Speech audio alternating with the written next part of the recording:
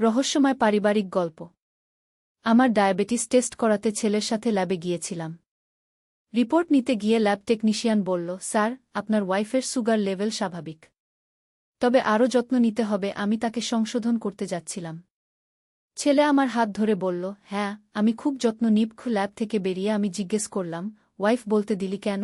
সে রিপোর্টটা আমার হাতে দিয়ে বলল, মা, এই রিপোর্টে দেখো তোমার স্বাস্থ্য ভালো, কিন্তু আমার হৃদয়ের রিপোর্টে দেখা যাবে আমি তোমার প্রেমে অসুস্থ। ও আমি হাসতে গিয়েও পারলাম না। তুমি জানো, যখন টেকনিশিয়ান আমাদের স্বামী-স্ত্রী ভাবল, আমার মনে হলো এটাই স্বাভাবিক। তার চোখে অদ্ভুত দৃষ্টি। আমি তোমাকে ভালোবাসি, তোমার স্বাস্থ্যের যত্ন নিতে চাই স্বামী হিসেবে। রিপোর্টের কাগজ বাতাসে উড়ছিল। এই মেডিকেল রিপোর্ট বলছে তুমি সুস্থ, কিন্তু আমার প্রেম তোমার জন্য অসুস্থ করে তুলেছে। আমার হাত তার হাতে কাঁপছিল। বিয়ে করো আমাকে, আমি সারা জীবন তোমার যত্ন নেবগু। এই গল্পটি সম্পূর্ণ শুনলে আপনাদের পানি অটোমেটিক বের হয়ে যাবে, সো যত দ্রুত সম্ভব হাতের কাছে টিস্যু নিয়ে বসে পড়ো। বিছানার চাদর যেন নষ্ট না হয় সেটা সম্পূর্ণ খেয়াল রাখার অনুরোধ জানিয়ে গল্পটি এখন শুরু করব। তার আগে সর্বশেষ অনুরোধ, দয়া করে এমন পানি বের করার গল্প নিয়মিত শুনতে আমাদের চ্যানেলটি সকলেই সাবস্ক্রাইব করুন। ধন্যবাদ। হ্যালো বন্ধুরা, আমার নাম মমতা সরকার। আমার বয়স ৪৪ বছর। আমার স্বামীর নাম প্রদীপ সরকার, বয়স ৪৭ বছর। আমাদের ২ সন্তান, তনয় আর প্রিয়া। তনয় ২০ বছর বয়সী, বিশ্ববিদ্যালয়ে পড়ে। প্রিয়া ১৪ বছর বয়সী, নবম শ্রেণীতে পড়ে। আজকের এই গল্পটি আমার জীবনের সবচেয়ে অদ্ভুত এবং রহস্যময় ঘটনা, যেটা শুরু হয়েছিল আমার ডায়াবেটিস টেস্টের সময় থেকে। কিন্তু এই গল্পে যা ঘটবে তা আমি কখনো কল্পনাও করতে পারিনি। সেদিন সকালে আমার মাথা ঝিমঝিম করছিল। হঠাৎ করে মনে হচ্ছিল আমার সুগার লেভেল বেড়ে গেছে। প্রদীপ অফিসে গেছে, প্রিয়া স্কুলে। তনয় বাড়িতে ছিল। আমি তনয়কে বললাম, তনয়, আমাকে একটু ল্যাবে নিয়ে যাবি? সুগার টেস্ট করাতে হবে গি। তনয় আমার দিকে তাকিয়ে বলল, অবশ্যই মা। তুমি প্রস্তুত হও, আমি বাইক নিয়ে আসছি। তার চোখে এক অদ্ভুত উজ্জ্বলতা দেখলাম। মনে হচ্ছিল সে আমাকে নিয়ে কোথাও যেতে পেরে খুশি। ল্যাবে যাওয়ার পথে তনয় আমার পাশে বসে থাকল, তার হাত আমার কাঁধে রাখা। মা, তুমি চিন্তা করো না, আমি আছি তোমার সাথে। তার কণ্ঠস্বরে এমন আদর যে আমার মনে হলো এই যেন আমার স্বামী বলছে। ল্যাবে পৌঁছে আমি রক্ত দিলাম।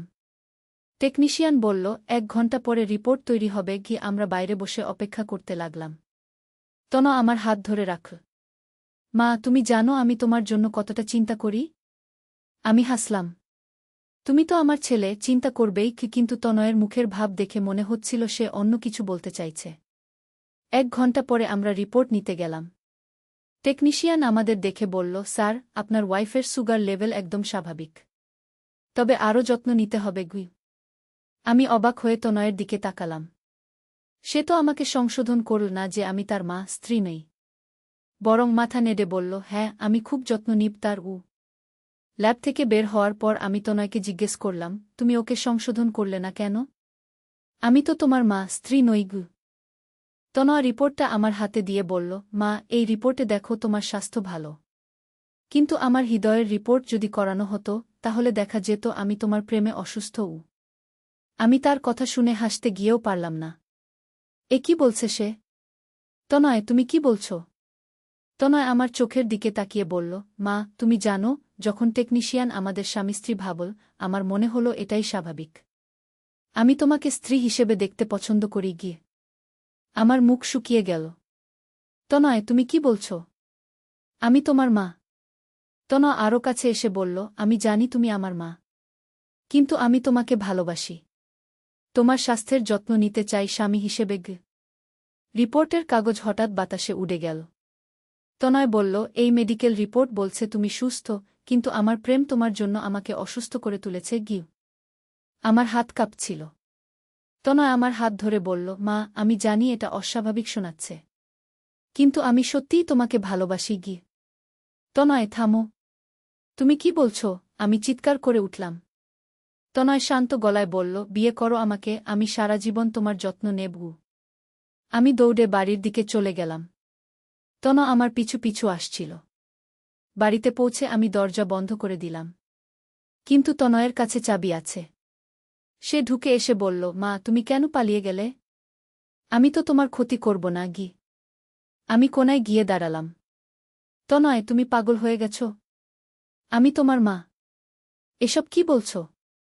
তনয় কাছে এসে বলল, মা, আমি জানি তুমি আমার মা। কিন্তু আমার মন তোমাকে অন্যভাবে দেখতে চায়। আমি তোমার সাথে স্বামী স্ত্রীর মতো থাকতে চাই গু। আমি ভয়ে কাঁপতে লাগলাম। তনয়, এটা পাপ। তুমি আমার সন্তান। তনয় আরও কাছে এসে বলল, মা, পাপ পুণ্য আমি জানি না। আমি শুধু জানি আমি তোমাকে ভালোবাসি। তোমাকে চাই উ। হঠাৎ ঘরে একটা অদ্ভুত আওয়াজ হল, যেন কেউ জোরে দরজা ঠুকছে।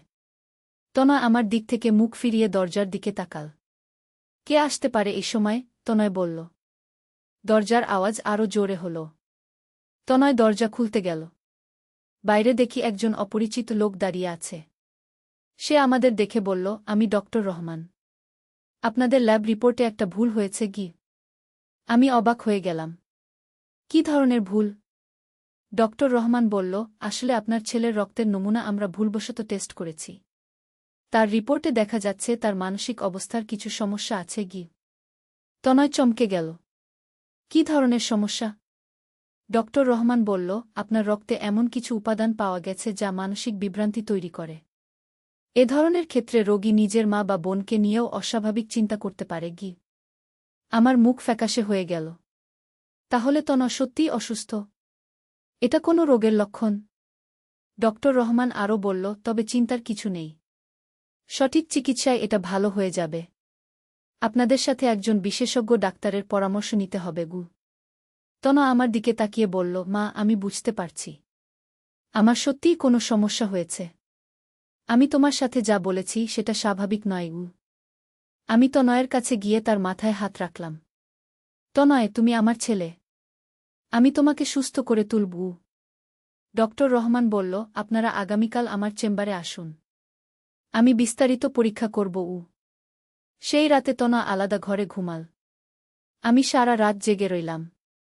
মনে হচ্ছিল কোনো দুঃস্বপ্ন দেখছি। পরদিন সকালে প্রদীপ অফিস যাওয়ার আগে আমি তাকে সব বললাম। প্রদীপ প্রথমে বিশ্বাস করতে পারল না। কিন্তু যখন ডক্টরের কথা বললাম তখন সে গুরুত্ব দিল। আমরা তিনজন মিলে ডক্টরের চেম্বারে গেলাম।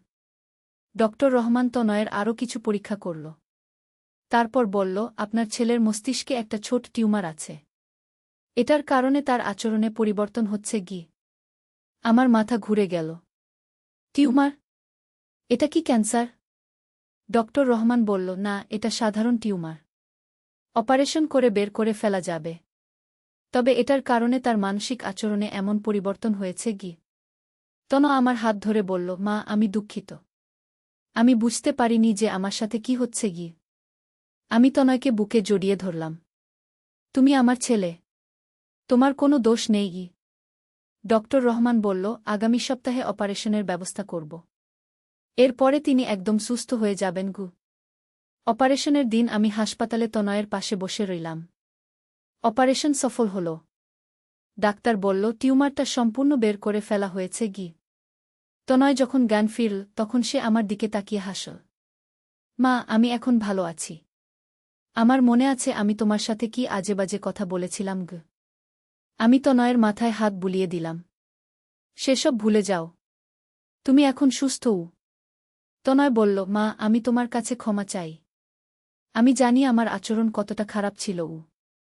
তোমার কোনো দোষ ছিল না তনয়। তুমি অসুস্থ ছিলে গু। আমি তাকে আশ্বস্ত করলাম। হাসপাতাল থেকে ছাড়া পেয়ে বাড়িতে ফেরার পথে তনয় বলল, মা, আমি এখন বুঝতে পারছি তুমি আমার মা। আর আমি তোমার সন্তান। এটাই আমাদের সম্পর্ক উ। বাড়িতে পৌঁছে প্রিয়া দৌড়ে এসে তনয়কে জড়িয়ে ধরল। ভাইজা, তুমি সুস্থ হয়ে গেছ? তনয় প্রিয়াকে কোলে তুলে বলল, হ্যাঁ, আমি একদম সুস্থ উ। প্রদীপ তনয়ের কাঁধে হাত রেখে বলল, আমার ছেলে ফিরে এসেছে গিউ। সেই রাতে আমরা সবাই মিলে একসাথে খাবার খেলাম। তনয় আগের মতোই হাসি খুশি। আমার মনে হচ্ছিল যেন একটা দুঃস্বপ্ন শেষ হয়েছে। কিন্তু এর পরদিন থেকে আরেকটা অদ্ভুত ব্যাপার ঘটতে শুরু করল। বাড়িতে রাতের বেলা অদ্ভুত আওয়াজ হতে লাগল। যেন কেউ দেওয়ালে আঁচড় দিচ্ছে। প্রথম রাতে আমি ভেবেছিলাম ইঁদুর হবে। কিন্তু আওয়াজটা এতটাই জোরে ছিল যে পুরো বাড়ি কাঁপছিল। তনয় আমার কাছে এসে বলল, মা, তুমিও কি আওয়াজ শুনতে পাচ্ছ? আমি মাথা নাড়লাম। হ্যাঁ, কিন্তু এটা কি? প্রদীপ উঠে এসে বলল, আমি দেখে আসি। সে টর্চ নিয়ে পুরো বাড়ি খোঁজ করল, কিন্তু কিছুই পেল না। পরদিন রাতেও একই আওয়াজ হল, এবার আরও জোরে। প্রিয়া ভয়ে কাঁদতে লাগল। তনয় বলল, আমার মনে হচ্ছে এই বাড়িতে কোনো আত্মা আছে কি। প্রদীপ রেগে গেল, কি সব বাজে কথা বলছ? আত্মা আবার কি? কিন্তু তৃতীয় রাতে যা হল তাতে আমরা সবাই ভয় পেয়ে গেলাম। রাত ৩টার দিকে আমাদের ঘরের দেওয়ালে হঠাৎ একটা ছায়া দেখা গেল। ছায়াটা মানুষের মতো ছিল, কিন্তু তার মুখ স্পষ্ট দেখা যাচ্ছিল না। আমি চিৎকার করে উঠলাম। প্রদীপ লাইট জ্বালাল, কিন্তু কিছুই নেই। পরদিন সকালে আমরা পাশের বাড়ির কাকু দাদুর সাথে কথা বললাম। তিনি বলল, তোমাদের বাড়িতে অনেক আগে একটা দুর্ঘটনা হয়েছিল। তখন এক তরুণী মারা গিয়েছিল। আমি অবাক হয়ে গেলাম। কি ধরনের দুর্ঘটনা? কাকু দাদু বলল, সেই মেয়েটা তার ছেলের সাথে অস্বাভাবিক সম্পর্ক করতে চেয়েছিল। তার ছেলে তাকে ধাক্কা দিয়ে ফেলে দিয়েছিল। মেয়েটা মারা গিয়েছিল। আমার শরীর শীতল হয়ে গেল। আমাদের সাথে যা ঘটছে সেটা কি সেই ঘটনার সাথে জড়িত? কাকু দাদু আরও বলল, তারপর থেকে এই বাড়িতে যারা থাকে তাদের সাথে এমন অদ্ভুত ঘটনা ঘটে গিয়ে। সেই রাতে আমরা সবাই একসাথে এক ঘরে ঘুমালাম। কিন্তু রাত ২টার দিকে আবার সেই আওয়াজ শুরু হল। এবার আওয়াজটা আমাদের ঘরের দরজার বাইরে থেকে আসছিল, যেন কেউ দরজায় নক করছে। তনয় উঠে দরজার কাছে গেল। কে বাইরে? সে জিজ্ঞেস করল। বাইরে থেকে একটা মহিলার কণ্ঠস্বর এল, আমাকে ভেতরে আসতে দাও। আমরা সবাই ভয়ে কুঁকড়ে গেলাম। প্রদীপ বলল, দরজা খোলো না গি। কিন্তু মহিলার কণ্ঠস্বর আরও জোরে হল, আমি এই বাড়ির মালিক, আমাকে ঢুকতে দাও। তনয় কাঁপতে কাঁপতে বলল, আমরা দরজা খুলব না গি। হঠাৎ দরজা নিজে নিজেই খুলে গেল। আমরা দেখলাম একজন মহিলা দাঁড়িয়ে আছে। তার পোশাক পুরনো ধরনের, মুখটা ফ্যাকাশে। মহিলাটা আমার দিকে তাকিয়ে বলল, তুমি আমার মতোই। তোমার ছেলেকে নিয়ে তুমিও অস্বাভাবিক ভাবনা ভেবেছ। আমি কাঁপতে কাঁপতে বললাম, না, আমি কিছু ভাবিনি। আমার ছেলে অসুস্থ ছিল। মহিলাটা হাসল। তার হাসি ভীষণ ভয়ঙ্কর লাগছিল। মিথ্যে কথা বলো না। আমি জানি তুমি মনে মনে তোমার ছেলের কথা ভেবেছ। আমার গলা শুকিয়ে গেল। সত্যি বলতে কি, তনয়ের কথাবার্তা শোনার পর আমার মনেও কিছু অদ্ভুত চিন্তা এসেছিল, কিন্তু আমি সেগুলো মাথা থেকে ঝেড়ে ফেলেছি। মহিলাটা আরও কাছে এসে বলল, আমার নাম রুমা। আমিও একসময় তোমার মতো একজন মা ছিলাম। আমার ছেলে অভিজিৎ। প্রদীপ সাহস করে বলল, তুমি কি চাও? রুমা প্রদীপের দিকে তাকিয়ে বলল, আমি চাই আমার গল্প শেষ করতে, যেটা আমি জীবিত অবস্থায় করতে পারিনি। তনু জিজ্ঞেস করল, কি গল্প? রুমা বসে পড়ল আমাদের সামনে। আমার ছেলে অভিজিৎ আমাকে খুব ভালোবাসত। একদিন সে আমাকে বলেছিল যে সে আমাকে স্ত্রী হিসেবে চায়। আমি প্রথমে অস্বীকার করেছিলাম। আমি ভয়ে প্রিয়াকে জড়িয়ে ধরলাম। এ কি শুনছি? রুমা আরও বলল, কিন্তু ধীরে ধীরে আমার মনেও সেই চিন্তা ঢুকতে লাগল। আমার স্বামী মারা গিয়েছিল, আমি একা ছিলাম। অভিজিৎ খুব যত্ন নিত আমার। প্রদীপ রেগে গিয়ে বলল, এসব কি বাজে কথা বলছ? ছেলেমায়ের মধ্যে এমন সম্পর্ক হয় না। রুমা হেসে বলল, হ না? তাহলে তোমার স্ত্রীর মনে কেন তনয়ের জন্য এমন চিন্তা এসেছিল? আমি চমকে গেলাম। আমার মনে কোনো খারাপ চিন্তা আসেনি। রুমা আমার দিকে তাকিয়ে বলল, যেদিন তনয় তোমাকে বলেছিল সে তোমাকে ভালোবাসে, সেদিন রাতে তুমি কি ভেবেছিলে? আমার মুখ দিয়ে কথা বের হল না। সত্যি বলতে কি, সেই রাতে আমি ভেবেছিলাম তনয় যদি সত্যিই আমাকে স্বামীর মতো যত্ন নেয় তাহলে কেমন লাগত। রুমা বুঝতে পারল আমি কি ভাবছি। দেখেছ, তুমিও ভেবেছিলে। এটাই স্বাভাবিক। মা আর ছেলের মধ্যে এমন আকর্ষণ হওয়াই স্বাভাবিক। প্রদীপ রেগে বলল, এটা স্বাভাবিক নয়, এটা অস্বাভাবিক। রুমা প্রদীপকে উপেক্ষা করে আমার দিকে তাকিয়ে বলল, মমতা, তুমি আমার গল্প শুনবে? আমি তোমাকে বলব আমার সাথে কি হয়েছিল। আমি মাথা নাড়লাম। আমার কিছু করার ছিল না। রুমা বলতে শুরু করল, আমি প্রথমে অভিজিতের কথা মানিনি, কিন্তু সে আমার এত যত্ন নিত যে আমার মন নরম হয়ে গিয়েছিল। সে আমাকে বলত, মা, আমি তোমার চেয়ে ভালো কেউ পাব না, তুমিই আমার সবচেয়ে প্রিয় মানুষ। তনয় কাঁপতে কাঁপতে বলল, এরপরে কি হয়েছিল? রুমা বলল, একদিন আমি রাজি হয়ে গিয়েছিলাম। আমি ভেবেছিলাম অভিজিৎ তো আমার সন্তান, সে আমার ক্ষতি করবে না। কিন্তু যখন আমরা কাছে এলাম তখন অভিজিৎ নিজেই ভয় পেয়ে গেল। আমি জিজ্ঞেস করলাম, কেন ভয় পেয়েছিল? রুমা বলল, সে বুঝতে পারল এটা ভুল। কিন্তু তখন আমার মন খারাপ হয়ে গিয়েছিল। আমি চেয়েছিলাম সে আমাকে স্ত্রীর মতো ভালোবাসুক। কিন্তু সে পিছিয়ে গেল। প্রদীপ বলল, তো সে তো ঠিকই করেছিল। রুমা রেগে গিয়ে বলল, ঠিক করেছিল?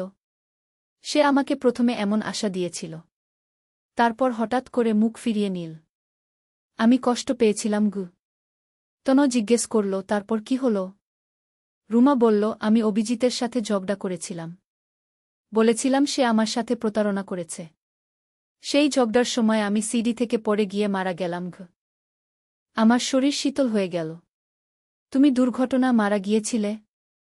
রুমা বলল, হ্যাঁ। কিন্তু আমি শান্তি পাইনি। আমার মন এখনও চায় একজন ছেলের সাথে মা হিসেবে ভালোবাসার সম্পর্ক করতে। প্রিয়া ভয়ে কাঁদতে লাগল। প্রদীপ প্রিয়াকে কোলে নিল। রুমা আমার দিকে এগিয়ে এসে বলল, মমতা, তুমি আমার মতো হও। তুমি তনয়কে স্বামীর মতো ভালোবাসো। আমি পিছিয়ে গিয়ে বললাম, না, আমি পারব না। তনু আমার ছেলে। রুমা রেগে গিয়ে বলল, তাহলে তুমি আমার মতো কষ্ট পাবে। তোমার মন সারা জীবন খালি থাকবে।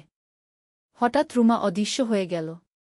কিন্তু ঘরে তার কণ্ঠস্বর ভেসে আসতে লাগল, আমি চলে যাচ্ছি না।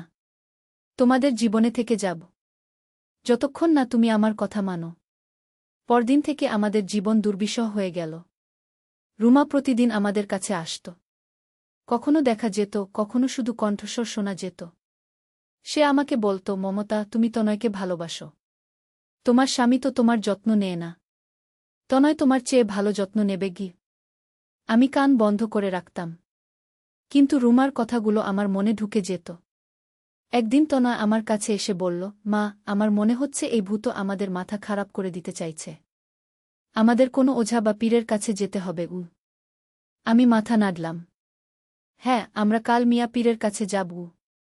পরদিন আমরা সবাই মিলে মিয়া পীরের কাছে গেলাম। পীর সাহেব আমাদের কথা শুনে বলল, এই ভূত খুবই বিপজ্জনক। এটা মানুষের মনে পাপের চিন্তা ঢুকিয়ে দেয়া। আমি জিজ্ঞেস করলাম, এর থেকে মুক্তির উপায় কি? পীর সাহেব বলল, তোমাদের বাড়ি ছেড়ে অন্য জায়গা চলে যেতে হবে। এই ভূত ওই বাড়িতেই আটকা আছে। প্রদীপ বলল, কিন্তু আমাদের সব কিছুই তো ওই বাড়িতে। পীর সাহেব বলল, জীবনের চেয়ে কি বাড়ি বড়? এই ভূত তোমাদের পরিবার নষ্ট করে দেবে। আমরা সেই দিনই সিদ্ধান্ত নিলাম যে আমরা বাড়ি ছেড়ে চলে যাব। কিন্তু যখন আমরা প্যাকিং করছিলাম তখন রুমা আবার এসে হাজির হল। সে বলল, তোমরা কোথায় যাবে? আমি তোমাদের সাথে যাব। তনয় বলল, তুমি এই বাড়িতে আটকা আছো, আমাদের সাথে আসতে পারবে না। রুমা হেসে বলল, কে বলেছে আমি এই বাড়িতে আটকা? আমি মমতার সাথে আটকা। যেখানে সে যাবে আমি সেখানে যাব। আমার মাথায় যেন বজ্রপাত হল। এটা কি বলছে? রুমা আমার দিকে তাকিয়ে বলল, যেদিন তুমি আমার কথা ভেবেছিলে সেদিন থেকেই আমি তোমার সাথে জুড়ে গেছি। পীর সাহেবের কাছে ফিরে গিয়ে আমরা এই কথা বললাম। পীর সাহেব চিন্তিত হয়ে বলল, এটা খুবই খারাপ। এই ভূত আপনার আত্মার সাথে মিশে গেছে। আমি কাঁদতে কাঁদতে বললাম, তাহলে আমার মুক্তির উপায় কি? পীর সাহেব বলল, আপনাকে 40 দিন কঠোর সাধনা করতে হবে। প্রতিদিন রোজা রেখে নামাজ পড়ে কোরআন তেলাওয়াত করতে হবে। আমি রাজি হয়ে গেলাম। আমি 40 দিন কঠোর সাধনা শুরু করলাম। প্রথম 10 দিন রুমা আমাকে বিরক্ত করতে লাগল, কিন্তু আমি অটল রইলাম। 20 দিন পরে রুমার শক্তি কমে গেল। সে আর আমার সাথে কথা বলতে পারছিল না। 30 দিন পরে সে একদম দুর্বল হয়ে গেল। 40 দিন পূর্ণ হওয়ার দিন রুমা শেষবারের মতো আমার সামনে এসে বলল, মমতা, আমি হেরে গেছি। তোমার ঈমান আমার চেয়ে শক্তিশালী। আমি তাকে বললাম, রুমা, তুমি ভুল পথে গিয়েছিলে। মা আর ছেলের মধ্যে এমন সম্পর্ক হয় না। রুমা মাথা নিচু করে বলল, আমি বুঝতে পেরেছি। আমি আমার পাপের শাস্তি পেয়েছি। তারপর সে আলোর মধ্যে মিলিয়ে গেল। আমি বুঝলাম সে শান্তি পেয়ে গেছে। আমাদের জীবন আবার স্বাভাবিক হয়ে গেল। তনয় সুস্থ হয়ে গেল। আমাদের পরিবারে আবার শান্তি ফিরে এলো। এই গল্পের মাধ্যমে আমি বুঝলাম যে পারিবারিক সম্পর্কের একটা সীমা আছে। সেই সীমা অতিক্রম করা পাপ। তনয় এখন একটি মেয়েকে ভালোবাসে। সে তাকে বিয়ে করতে চায়। আমি খুশি তার জন্য। প্রিয়া এখন ভালো আছে। সে পড়াশোনায় মন দিয়েছে। প্রদীপ আমার প্রতি আরও যত্নশীল হয়েছে। আমাদের দাম্পত্য জীবন আরও সুন্দর হয়েছে। এই ভয়ঙ্কর অভিজ্ঞতার পর আমি বুঝেছি যে শয়তানের কুমন্ত্রণা কত ভয়ঙ্কর হতে পারে। কিন্তু ঈমান আর সাধনার শক্তি সব বাধা অতিক্রম করতে পারে। আমি এখন নিয়মিত নামাজ পড়ি, কোরআন তেলাওয়াত করি, আল্লাহর কাছে আমার পরিবারের জন্য দোয়া করি। তনয়ও এখন নিয়মিত মসজিদে যায়। সে বুঝেছে জীবনে ধর্মের গুরুত্ব কত বেশি। আমাদের বাড়িতে এখন শান্তি। কোনো ভূতের উপস্থিতি নেই। রুমার আত্মা শান্তি পেয়ে গেছে। কখনো কখনো রাতে আমার মনে পড়ে সেই ভয়ঙ্কর দিনগুলোর কথা। কিন্তু আমি আল্লাহর কাছে কৃতজ্ঞ যে তিনি আমাদের রক্ষা করেছেন। এই গল্পটি শুনে যারা মনে করেছিলেন এটা অন্যরকম গল্প, তারা নিশ্চয়ই বুঝতে পেরেছেন এটা আসলে একটা রহস্যময় ভৌতিক গল্প ছিল। জীবনে এমন অনেক রহস্য আছে যা আমরা বুঝতে পারি না। কিন্তু ঈমান আর সৎপথে থাকলে আল্লাহ সব বিপদ থেকে রক্ষা করেন। আমার এই অভিজ্ঞতা থেকে আমি শিখেছি যে পরিবারের প্রতিটি সদস্যের জন্য নির্দিষ্ট ভূমিকা আছে। সেই ভূমিকা অতিক্রম করা ঠিক নয়। আজ আমি আমার গল্প শেষ করছি এই কথা দিয়ে যে পরিবার হল আল্লাহর সবচেয়ে বড় নিয়ামত। এই নিয়ামতকে সঠিকভাবে ব্যবহার করাই আমাদের কর্তব্য। কোনায় গিয়ে দাঁড়ালাম। তনয়, তুমি পাগল হয়ে গেছ? আমি তোমার মা। এসব কি বলছ? তনয় কাছে এসে বলল, মা, আমি জানি তুমি আমার মা। কিন্তু আমার মন তোমাকে অন্যভাবে দেখতে চায়। আমি তোমার সাথে স্বামী স্ত্রীর মতো থাকতে চাই। আমি ভয়ে কাঁপতে লাগলাম। তনয়, এটা পাপ। তুমি আমার সন্তান। তনয় আরও কাছে এসে বলল, মা, পাপ পুণ্য আমি জানি না। আমি শুধু জানি আমি তোমাকে ভালোবাসি। তোমাকে চাই। হঠাৎ ঘরে একটা অদ্ভুত আওয়াজ হল, যেন কেউ জোরে দরজা ঠুকছে। তনয় আমার দিক থেকে মুখ ফিরিয়ে দরজার দিকে তাকাল। কে আসতে পারে এই সময়? তনয় বলল। দরজার আওয়াজ আরও জোরে হল। তনয় দরজা খুলতে গেল। বাইরে দেখি একজন অপরিচিত লোক দাঁড়িয়ে আছে। সে আমাদের দেখে বলল, আমি ডক্টর রহমান। আপনাদের ল্যাব রিপোর্টে একটা ভুল হয়েছে কি? আমি অবাক হয়ে গেলাম। কি ধরনের ভুল? ডক্টর রহমান বলল, আসলে আপনার ছেলের রক্তের নমুনা আমরা ভুলবশত টেস্ট করেছি। তার রিপোর্টে দেখা যাচ্ছে তার মানসিক অবস্থার কিছু সমস্যা আছে। তনয় চমকে গেল। কি ধরনের সমস্যা? ডক্টর রহমান বলল, আপনার রক্তে এমন কিছু উপাদান পাওয়া গেছে যা মানসিক বিভ্রান্তি তৈরি করে। এ ধরনের ক্ষেত্রে রোগী নিজের মা বা বোনকে নিয়েও অস্বাভাবিক চিন্তা করতে পারে। আমার মুখ ফ্যাকাশে হয়ে গেল। তাহলে তনয় সত্যিই অসুস্থ? এটা কোনো রোগের লক্ষণ?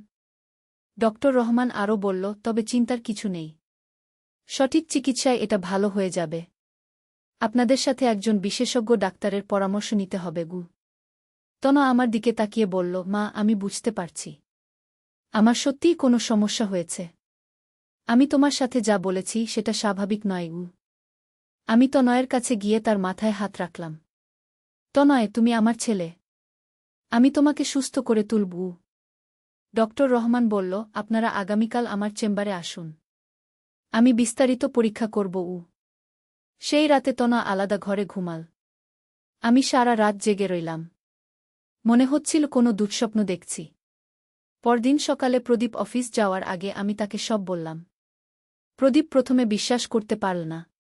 কিন্তু যখন ডক্টরের কথা বললাম তখন সে গুরুত্ব দিল। আমরা তিনজন মিলে ডক্টরের চেম্বারে গেলাম। ডক্টর রহমান তনয়ের আরও কিছু পরীক্ষা করল। তারপর বলল, আপনার ছেলের মস্তিষ্কে একটা ছোট টিউমার আছে। এটার কারণে তার আচরণে পরিবর্তন হচ্ছে। আমার মাথা ঘুরে গেল। টিউমার? এটা কি ক্যান্সার? ডক্টর রহমান বলল, না, এটা সাধারণ টিউমার। অপারেশন করে বের করে ফেলা যাবে। তবে এটার কারণে তার মানসিক আচরণে এমন পরিবর্তন হয়েছে। তনয় আমার হাত ধরে বলল, মা, আমি দুঃখিত। আমি বুঝতে পারিনি যে আমার সাথে কি হচ্ছে। আমি তনয়কে বুকে জড়িয়ে ধরলাম। তুমি আমার ছেলে। তোমার কোনো দোষ নেই। ডক্টর রহমান বলল, আগামী সপ্তাহে অপারেশনের ব্যবস্থা করব। এরপরে তিনি একদম সুস্থ হয়ে যাবেন। অপারেশনের দিন আমি হাসপাতালে তনয়ের পাশে বসে রইলাম। অপারেশন সফল হল। ডাক্তার বলল, টিউমারটা সম্পূর্ণ বের করে ফেলা হয়েছে। তনয় যখন জ্ঞান ফিরল তখন সে আমার দিকে তাকিয়ে হাসল। মা, আমি এখন ভালো আছি। আমার মনে আছে আমি তোমার সাথে কি আজেবাজে কথা বলেছিলাম গো। আমি তনয়ের মাথায় হাত বুলিয়ে দিলাম। সেসব ভুলে যাও। তুমি এখন সুস্থও। তনয় বলল, মা, আমি তোমার কাছে ক্ষমা চাই। আমি জানি আমার আচরণ কতটা খারাপ ছিল। তোমার কোনো দোষ ছিল না, তনয়। তুমি অসুস্থ ছিলে গো, আমি তাকে আশ্বস্ত করলাম। হাসপাতাল থেকে ছাড়া পেয়ে বাড়িতে ফেরার পথে তনয় বলল, মা, আমি এখন বুঝতে পারছি তুমি আমার মা। আর আমি তোমার সন্তান। এটাই আমাদের সম্পর্ক। বাড়িতে পৌঁছে প্রিয়া দৌড়ে এসে তনয়কে জড়িয়ে ধরল। ভাইজা, তুমি সুস্থ হয়ে গেছ? তনয় প্রিয়াকে কোলে তুলে বলল, হ্যাঁ, আমি একদম সুস্থ। প্রদীপ তনয়ের কাঁধে হাত রেখে বলল, আমার ছেলে ফিরে এসেছে গিউ। সেই রাতে আমরা সবাই মিলে একসাথে খাবার খেলাম। তনয় আগের মতোই হাসি খুশি। আমার মনে হচ্ছিল যেন একটা দুঃস্বপ্ন শেষ হয়েছে। কিন্তু এর পরদিন থেকে আরেকটা অদ্ভুত ব্যাপার ঘটতে শুরু করল। বাড়িতে রাতের বেলা অদ্ভুত আওয়াজ হতে লাগল। যেন কেউ দেওয়ালে আঁচড় দিচ্ছে। প্রথম রাতে আমি ভেবেছিলাম ইঁদুর হবে। কিন্তু আওয়াজটা এতটাই জোরে ছিল যে পুরো বাড়ি কাঁপছিল। তনয় আমার কাছে এসে বলল, মা, তুমিও কি আওয়াজ শুনতে পাচ্ছ? আমি মাথা নাড়লাম। হ্যাঁ, কিন্তু এটা কি? প্রদীপ উঠে এসে বলল, আমি দেখে আসি। সে টর্চ নিয়ে পুরো বাড়ি খোঁজ করল। কিন্তু কিছুই পেল না। পরদিন রাতেও একই আওয়াজ হল। এবার আরও জোরে। প্রিয়া ভয়ে কাঁদতে লাগল। তনয় বলল, আমার মনে হচ্ছে এই বাড়িতে কোনো আত্মা আছে কি। প্রদীপ রেগে গেল। কি সব বাজে কথা বলছ?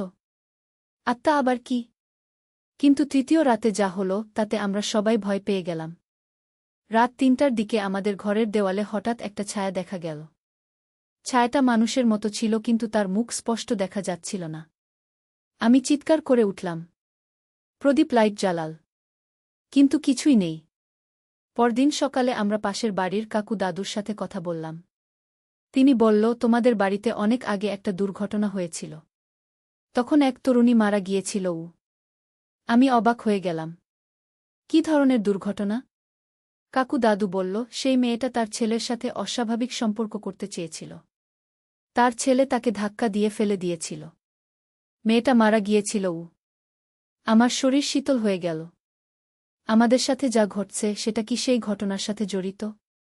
কাকু দাদু আরও বলল, তারপর থেকে এই বাড়িতে যারা থাকে তাদের সাথে এমন অদ্ভুত ঘটনা ঘটে গি। সেই রাতে আমরা সবাই একসাথে এক ঘরে ঘুমালাম। কিন্তু রাত ২টার দিকে আবার সেই আওয়াজ শুরু হল। এবার আওয়াজটা আমাদের ঘরের দরজার বাইরে থেকে আসছিল। যেন কেউ দরজায় নক করছে। তনয় উঠে দরজার কাছে গেল। কে বাইরে? সে জিজ্ঞেস করল। বাইরে থেকে একটা মহিলার কণ্ঠস্বর এল। আমাকে ভেতরে আসতে দাও। আমরা সবাই ভয়ে কুঁকড়ে গেলাম। প্রদীপ বলল, দরজা খোলো না গি। কিন্তু মহিলার কণ্ঠস্বর আরও জোরে হল। আমি এই বাড়ির মালিক। আমাকে ঢুকতে দাও। তনয় কাঁপতে কাঁপতে বলল, আমরা দরজা খুলব না গি। হঠাৎ দরজা নিজে নিজেই খুলে গেল। আমরা দেখলাম একজন মহিলা দাঁড়িয়ে আছে। তার পোশাক পুরনো ধরনের। মুখটা ফ্যাকাশে। মহিলাটা আমার দিকে তাকিয়ে বলল, তুমি আমার মতোই। তোমার ছেলেকে নিয়ে তুমিও অস্বাভাবিক ভাবনা ভেবেছ। আমি কাঁপতে কাঁপতে বললাম, না, আমি কিছু ভাবিনি। আমার ছেলে অসুস্থ ছিল। মহিলাটা হাসল। তার হাসি ভীষণ ভয়ঙ্কর লাগছিল। মিথ্যে কথা বলো না। আমি জানি তুমি মনে মনে তোমার ছেলের কথা ভেবেছ। আমার গলা শুকিয়ে গেল। সত্যি বলতে কি, তনয়ের কথাবার্তা শোনার পর আমার মনেও কিছু অদ্ভুত চিন্তা এসেছিল। কিন্তু আমি সেগুলো মাথা থেকে ঝেড়ে ফেলেছি। মহিলাটা আরও কাছে এসে বলল, আমার নাম রুমা। আমিও একসময় তোমার মতো একজন মা ছিলাম। আমার ছেলে অভিজিৎ। প্রদীপ সাহস করে বলল, তুমি কি চাও? রুমা প্রদীপের দিকে তাকিয়ে বলল, আমি চাই আমার গল্প শেষ করতে। যেটা আমি জীবিত অবস্থায় করতে পারিনি গি। তনয় জিজ্ঞেস করল, কি গল্প? রুমা বসে পড়ল আমাদের সামনে। আমার ছেলে অভিজিৎ আমাকে খুব ভালোবাসত। একদিন সে আমাকে বলেছিল যে সে আমাকে স্ত্রী হিসেবে চায়। আমি প্রথমে অস্বীকার করেছিলাম গি। আমি ভয়ে প্রিয়াকে জড়িয়ে ধরলাম। এ কি শুনছি? রুমা আরও বলল, কিন্তু ধীরে ধীরে আমার মনেও সেই চিন্তা ঢুকতে লাগল। আমার স্বামী মারা গিয়েছিল। আমি একা ছিলাম। অভিজিৎ খুব যত্ন নিত আমার গু। প্রদীপ রেগে গিয়ে বলল, এসব কি বাজে কথা বলছ? ছেলেমায়ের মধ্যে এমন সম্পর্ক হয় না গে। রুমা হেসে বলল, হ না? তাহলে তোমার স্ত্রীর মনে কেন তনয়ের জন্য এমন চিন্তা এসেছিল? আমি চমকে গেলাম। আমার মনে কোনো খারাপ চিন্তা আসেনি। রুমা আমার দিকে তাকিয়ে বলল, যেদিন তনয় তোমাকে বলেছিল সে তোমাকে ভালোবাসে সেদিন রাতে তুমি কি ভেবেছিলে? আমার মুখ দিয়ে কথা বের হল না। সত্যি বলতে কি, সেই রাতে আমি ভেবেছিলাম তনয় যদি সত্যিই আমাকে স্বামীর মতো যত্ন নেয় তাহলে কেমন লাগত। রুমা বুঝতে পারল আমি কি ভাবছি। দেখেছ? তুমিও ভেবেছিলে। এটাই স্বাভাবিক। মা আর ছেলের মধ্যে এমন আকর্ষণ হওয়াই স্বাভাবিক। প্রদীপ রেগে বলল, এটা স্বাভাবিক নয়। এটা অস্বাভাবিক। রুমা প্রদীপকে উপেক্ষা করে আমার দিকে তাকিয়ে বলল, মমতা, তুমি আমার গল্প শুনবে? আমি তোমাকে বলব আমার সাথে কি হয়েছিল। আমি মাথা নাড়লাম। আমার কিছু করার ছিল না। রুমা বলতে শুরু করল, আমি প্রথমে অভিজিতের কথা মানিনি। কিন্তু সে আমার এত যত্ন নিত যে আমার মন নরম হয়ে গিয়েছিল। সে আমাকে বলত, মা, আমি তোমার চেয়ে ভালো কেউ পাব না। তুমিই আমার সবচেয়ে প্রিয় মানুষ। তনয় কাঁপতে কাঁপতে বলল, এরপরে কি হয়েছিল? রুমা বলল, একদিন আমি রাজি হয়ে গিয়েছিলাম। আমি ভেবেছিলাম অভিজিৎ তো আমার সন্তান, সে আমার ক্ষতি করবে না। কিন্তু যখন আমরা কাছে এলাম তখন অভিজিৎ নিজেই ভয় পেয়ে গেল। আমি জিজ্ঞেস করলাম, কেন ভয় পেয়েছিল? রুমা বলল, সে বুঝতে পারল এটা ভুল। কিন্তু তখন আমার মন খারাপ হয়ে গিয়েছিল। আমি চেয়েছিলাম সে আমাকে স্ত্রীর মতো ভালোবাসুক। কিন্তু সে পিছিয়ে গেল। প্রদীপ বলল, তো সে তো ঠিকই করেছিল। রুমা রেগে গিয়ে বলল, ঠিক করেছিল? সে আমাকে প্রথমে এমন আশা দিয়েছিল। তারপর হঠাৎ করে মুখ ফিরিয়ে নিল। আমি কষ্ট পেয়েছিলাম। তনু জিজ্ঞেস করল, তারপর কি হল? রুমা বলল, আমি অভিজিতের সাথে ঝগড়া করেছিলাম। বলেছিলাম সে আমার সাথে প্রতারণা করেছে। সেই ঝগড়ার সময় আমি সিঁড়ি থেকে পড়ে গিয়ে মারা গেলাম। আমার শরীর শীতল হয়ে গেল। তুমি দুর্ঘটনা মারা গিয়েছিলে? রুমা বলল, হ্যাঁ। কিন্তু আমি শান্তি পাইনি। আমার মন এখনো চায় একজন ছেলের সাথে মা হিসেবে ভালোবাসার সম্পর্ক করতে। প্রিয়া ভয়ে কাঁদতে লাগল। প্রদীপ প্রিয়াকে কোলে নিল। রুমা আমার দিকে এগিয়ে এসে বলল, মমতা, তুমি আমার মতো হও। তুমি তনয়কে স্বামীর মতো ভালোবাসো। আমি পিছিয়ে গিয়ে বললাম, না, আমি পারব না। তনু আমার ছেলে। রুমা রেগে গিয়ে বলল, তাহলে তুমি আমার মতো কষ্ট পাবে। তোমার মন সারা জীবন খালি থাকবে। হঠাৎ রুমা অদৃশ্য হয়ে গেল। কিন্তু ঘরে তার কণ্ঠস্বর ভেসে আসতে লাগল, আমি চলে যাচ্ছি না। তোমাদের জীবনে থেকে যাব যতক্ষণ না তুমি আমার কথা মানো। পরদিন থেকে আমাদের জীবন দুর্বিষহ হয়ে গেল। রুমা প্রতিদিন আমাদের কাছে আসত। কখনো দেখা যেত, কখনো শুধু কণ্ঠস্বর শোনা যেত। সে আমাকে বলত, মমতা, তুমি তনয়কে ভালোবাসো। তোমার স্বামী তো তোমার যত্ন নেয় না। তনয় তোমার চেয়ে ভালো যত্ন নেবে। আমি কান বন্ধ করে রাখতাম। কিন্তু রুমার কথাগুলো আমার মনে ঢুকে যেত। একদিন তনয় আমার কাছে এসে বলল, মা, আমার মনে হচ্ছে এই ভূত আমাদের মাথা খারাপ করে দিতে চাইছে। আমাদের কোনো ওঝা বা পীরের কাছে যেতে হবে। আমি মাথা নাড়লাম। হ্যাঁ, আমরা কাল মিয়া পীরের কাছে যাব। পরদিন আমরা সবাই মিলে মিয়া পীরের কাছে গেলাম। পীর সাহেব আমাদের কথা শুনে বলল, এই ভূত খুবই বিপজ্জনক। এটা মানুষের মনে পাপের চিন্তা ঢুকিয়ে দেয়া। আমি জিজ্ঞেস করলাম, এর থেকে মুক্তির উপায় কি? পীর সাহেব বলল, তোমাদের বাড়ি ছেড়ে অন্য জায়গা চলে যেতে হবে। এই ভূত ওই বাড়িতেই আটকা আছে। প্রদীপ বলল, কিন্তু আমাদের সব কিছুই তো ওই বাড়িতে। পীর সাহেব বলল, জীবনের চেয়ে কি বাড়ি বড়? এই ভূত তোমাদের পরিবার নষ্ট করে দেবে। আমরা সেই দিনই সিদ্ধান্ত নিলাম যে আমরা বাড়ি ছেড়ে চলে যাব। কিন্তু যখন আমরা প্যাকিং করছিলাম তখন রুমা আবার এসে হাজির হল। সে বলল, তোমরা কোথায় যাবে? আমি তোমাদের সাথে যাব। তনয় বলল, তুমি এই বাড়িতে আটকা আছো। আমাদের সাথে আসতে পারবে না। রুমা হেসে বলল, কে বলেছে আমি এই বাড়িতে আটকা? আমি মমতার সাথে আটকা। যেখানে সে যাবে আমি সেখানে যাব। আমার মাথায় যেন বজ্রপাত হল। এটা কি বলছে? রুমা আমার দিকে তাকিয়ে বলল, যেদিন তুমি আমার কথা ভেবেছিলে সেদিন থেকেই আমি তোমার সাথে জুড়ে গেছি। পীর সাহেবের কাছে ফিরে গিয়ে আমরা এই কথা বললাম। পীর সাহেব চিন্তিত হয়ে বলল, এটা খুবই খারাপ। এই ভূত আপনার আত্মার সাথে মিশে গেছে কি? আমি কাঁদতে কাঁদতে বললাম, তাহলে আমার মুক্তির উপায় কি? পীর সাহেব বলল, আপনাকে 40 দিন কঠোর সাধনা করতে হবে। প্রতিদিন রোজা রেখে নামাজ পড়ে কোরআন তেলাওয়াত করতে হবে। আমি রাজি হয়ে গেলাম। আমি 40 দিন কঠোর সাধনা শুরু করলাম। প্রথম 10 দিন রুমা আমাকে বিরক্ত করতে লাগল। কিন্তু আমি অটল রইলাম। 20 দিন পরে রুমার শক্তি কমে গেল। সে আর আমার সাথে কথা বলতে পারছিল না। 30 দিন পরে সে একদম দুর্বল হয়ে গেল। 40 দিন পূর্ণ হওয়ার দিন রুমা শেষবারের মতো আমার সামনে এসে বলল, মমতা, আমি হেরে গেছি। তোমার ঈমান আমার চেয়ে শক্তিশালী। আমি তাকে বললাম, রুমা, তুমি ভুল পথে গিয়েছিলে। মা আর ছেলের মধ্যে এমন সম্পর্ক হয় না। রুমা মাথা নিচু করে বলল, আমি বুঝতে পেরেছি। আমি আমার পাপের শাস্তি পেয়েছি। তারপর সে আলোর মধ্যে মিলিয়ে গেল। আমি বুঝলাম সে শান্তি পেয়ে গেছে। আমাদের জীবন আবার স্বাভাবিক হয়ে গেল। তনা সুস্থ হয়ে গেল। আমাদের পরিবারে আবার শান্তি ফিরে এলো।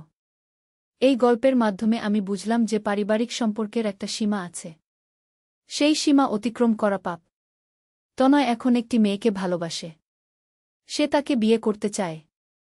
আমি খুশি তার জন্য। প্রিয়া এখন ভালো আছে। সে পড়াশোনায় মন দিয়েছে। প্রদীপ আমার প্রতি আরও যত্নশীল হয়েছে। আমাদের দাম্পত্য জীবন আরও সুন্দর হয়েছে। এই ভয়ঙ্কর অভিজ্ঞতার পর আমি বুঝেছি যে শয়তানের কুমন্ত্রণা কত ভয়ঙ্কর হতে পারে। কিন্তু ঈমান আর সাধনার শক্তি সব বাধা অতিক্রম করতে পারে। আমি এখন নিয়মিত নামাজ পড়ি। কোরআন তেলাওয়াত করি। আল্লাহর কাছে আমার পরিবারের জন্য দোয়া করি। তনয়ও এখন নিয়মিত মসজিদে যায়। সে বুঝেছে জীবনে ধর্মের গুরুত্ব কত বেশি। আমাদের বাড়িতে এখন শান্তি। কোনো ভূতের উপস্থিতি নেই। রুমার আত্মা শান্তি পেয়ে গেছে। কখনো কখনো রাতে আমার মনে পড়ে সেই ভয়ঙ্কর দিনগুলোর কথা। কিন্তু আমি আল্লাহর কাছে কৃতজ্ঞ যে তিনি আমাদের রক্ষা করেছেন। এই গল্পটি শুনে যারা মনে করেছিলেন এটা অন্যরকম গল্প, তারা নিশ্চয়ই বুঝতে পেরেছেন এটা আসলে একটা রহস্যময় ভৌতিক গল্প ছিল। জীবনে এমন অনেক রহস্য আছে যা আমরা বুঝতে পারি না। কিন্তু ঈমান আর সৎপথে থাকলে আল্লাহ সব বিপদ থেকে রক্ষা করেন। আমার এই অভিজ্ঞতা থেকে আমি শিখেছি যে পরিবারের প্রতিটি সদস্যের জন্য নির্দিষ্ট ভূমিকা আছে। সেই ভূমিকা অতিক্রম করা ঠিক নয়। আজ আমি আমার গল্প শেষ করছি এই কথা দিয়ে যে পরিবার হল আল্লাহর সবচেয়ে বড় নিয়ামত। এই নিয়ামতকে সঠিকভাবে ব্যবহার করাই আমাদের কর্তব্য। কোনায় গিয়ে দাঁড়ালাম। তনয়, তুমি পাগল হয়ে গেছ? আমি তোমার মা। এসব কি বলছ? তনয় কাছে এসে বলল, মা, আমি জানি তুমি আমার মা। কিন্তু আমার মন তোমাকে অন্যভাবে দেখতে চায়। আমি তোমার সাথে স্বামী স্ত্রীর মতো থাকতে চাই। আমি ভয়ে কাঁপতে লাগলাম। তনয়, এটা পাপ। তুমি আমার সন্তান। তনয় আরও কাছে এসে বলল, মা, পাপ পুণ্য আমি জানি না। আমি শুধু জানি আমি তোমাকে ভালোবাসি। তোমাকে চাই। হঠাৎ ঘরে একটা অদ্ভুত আওয়াজ হল। যেন কেউ জোরে দরজা ঠুকছে। তনয় আমার দিক থেকে মুখ ফিরিয়ে দরজার দিকে তাকাল। কে আসতে পারে এই সময়? তনয় বলল। দরজার আওয়াজ আরও জোরে হল। তনয় দরজা খুলতে গেল। বাইরে দেখি একজন অপরিচিত লোক দাঁড়িয়ে আছে। সে আমাদের দেখে বলল, আমি ডক্টর রহমান। আপনাদের ল্যাব রিপোর্টে একটা ভুল হয়েছে কি? আমি অবাক হয়ে গেলাম। কি ধরনের ভুল? ডক্টর রহমান বলল, আসলে আপনার ছেলের রক্তের নমুনা আমরা ভুলবশত টেস্ট করেছি। তার রিপোর্টে দেখা যাচ্ছে তার মানসিক অবস্থার কিছু সমস্যা আছে। তনয় চমকে গেল। কি ধরনের সমস্যা? ডক্টর রহমান বলল, আপনার রক্তে এমন কিছু উপাদান পাওয়া গেছে যা মানসিক বিভ্রান্তি তৈরি করে। এ ধরনের ক্ষেত্রে রোগী নিজের মা বা বোনকে নিয়েও অস্বাভাবিক চিন্তা করতে পারে। আমার মুখ ফ্যাকাশে হয়ে গেল। তাহলে তনয় সত্যিই অসুস্থ? এটা কোনো রোগের লক্ষণ? ডক্টর রহমান আরও বলল, তবে চিন্তার কিছু নেই। সঠিক চিকিৎসায় এটা ভালো হয়ে যাবে। আপনাদের সাথে একজন বিশেষজ্ঞ ডাক্তারের পরামর্শ নিতে হবে। তনয় আমার দিকে তাকিয়ে বলল, মা, আমি বুঝতে পারছি। আমার সত্যিই কোনো সমস্যা হয়েছে। আমি তোমার সাথে যা বলেছি সেটা স্বাভাবিক নয়। আমি তনয়ের কাছে গিয়ে তার মাথায় হাত রাখলাম। তনয়, তুমি আমার ছেলে। আমি তোমাকে সুস্থ করে তুলব। ডক্টর রহমান বলল, আপনারা আগামীকাল আমার চেম্বারে আসুন। আমি বিস্তারিত পরীক্ষা করব। সেই রাতে তনয় আলাদা ঘরে ঘুমাল। আমি সারা রাত জেগে রইলাম। মনে হচ্ছিল কোনো দুঃস্বপ্ন দেখছি। পরদিন সকালে প্রদীপ অফিস যাওয়ার আগে আমি তাকে সব বললাম।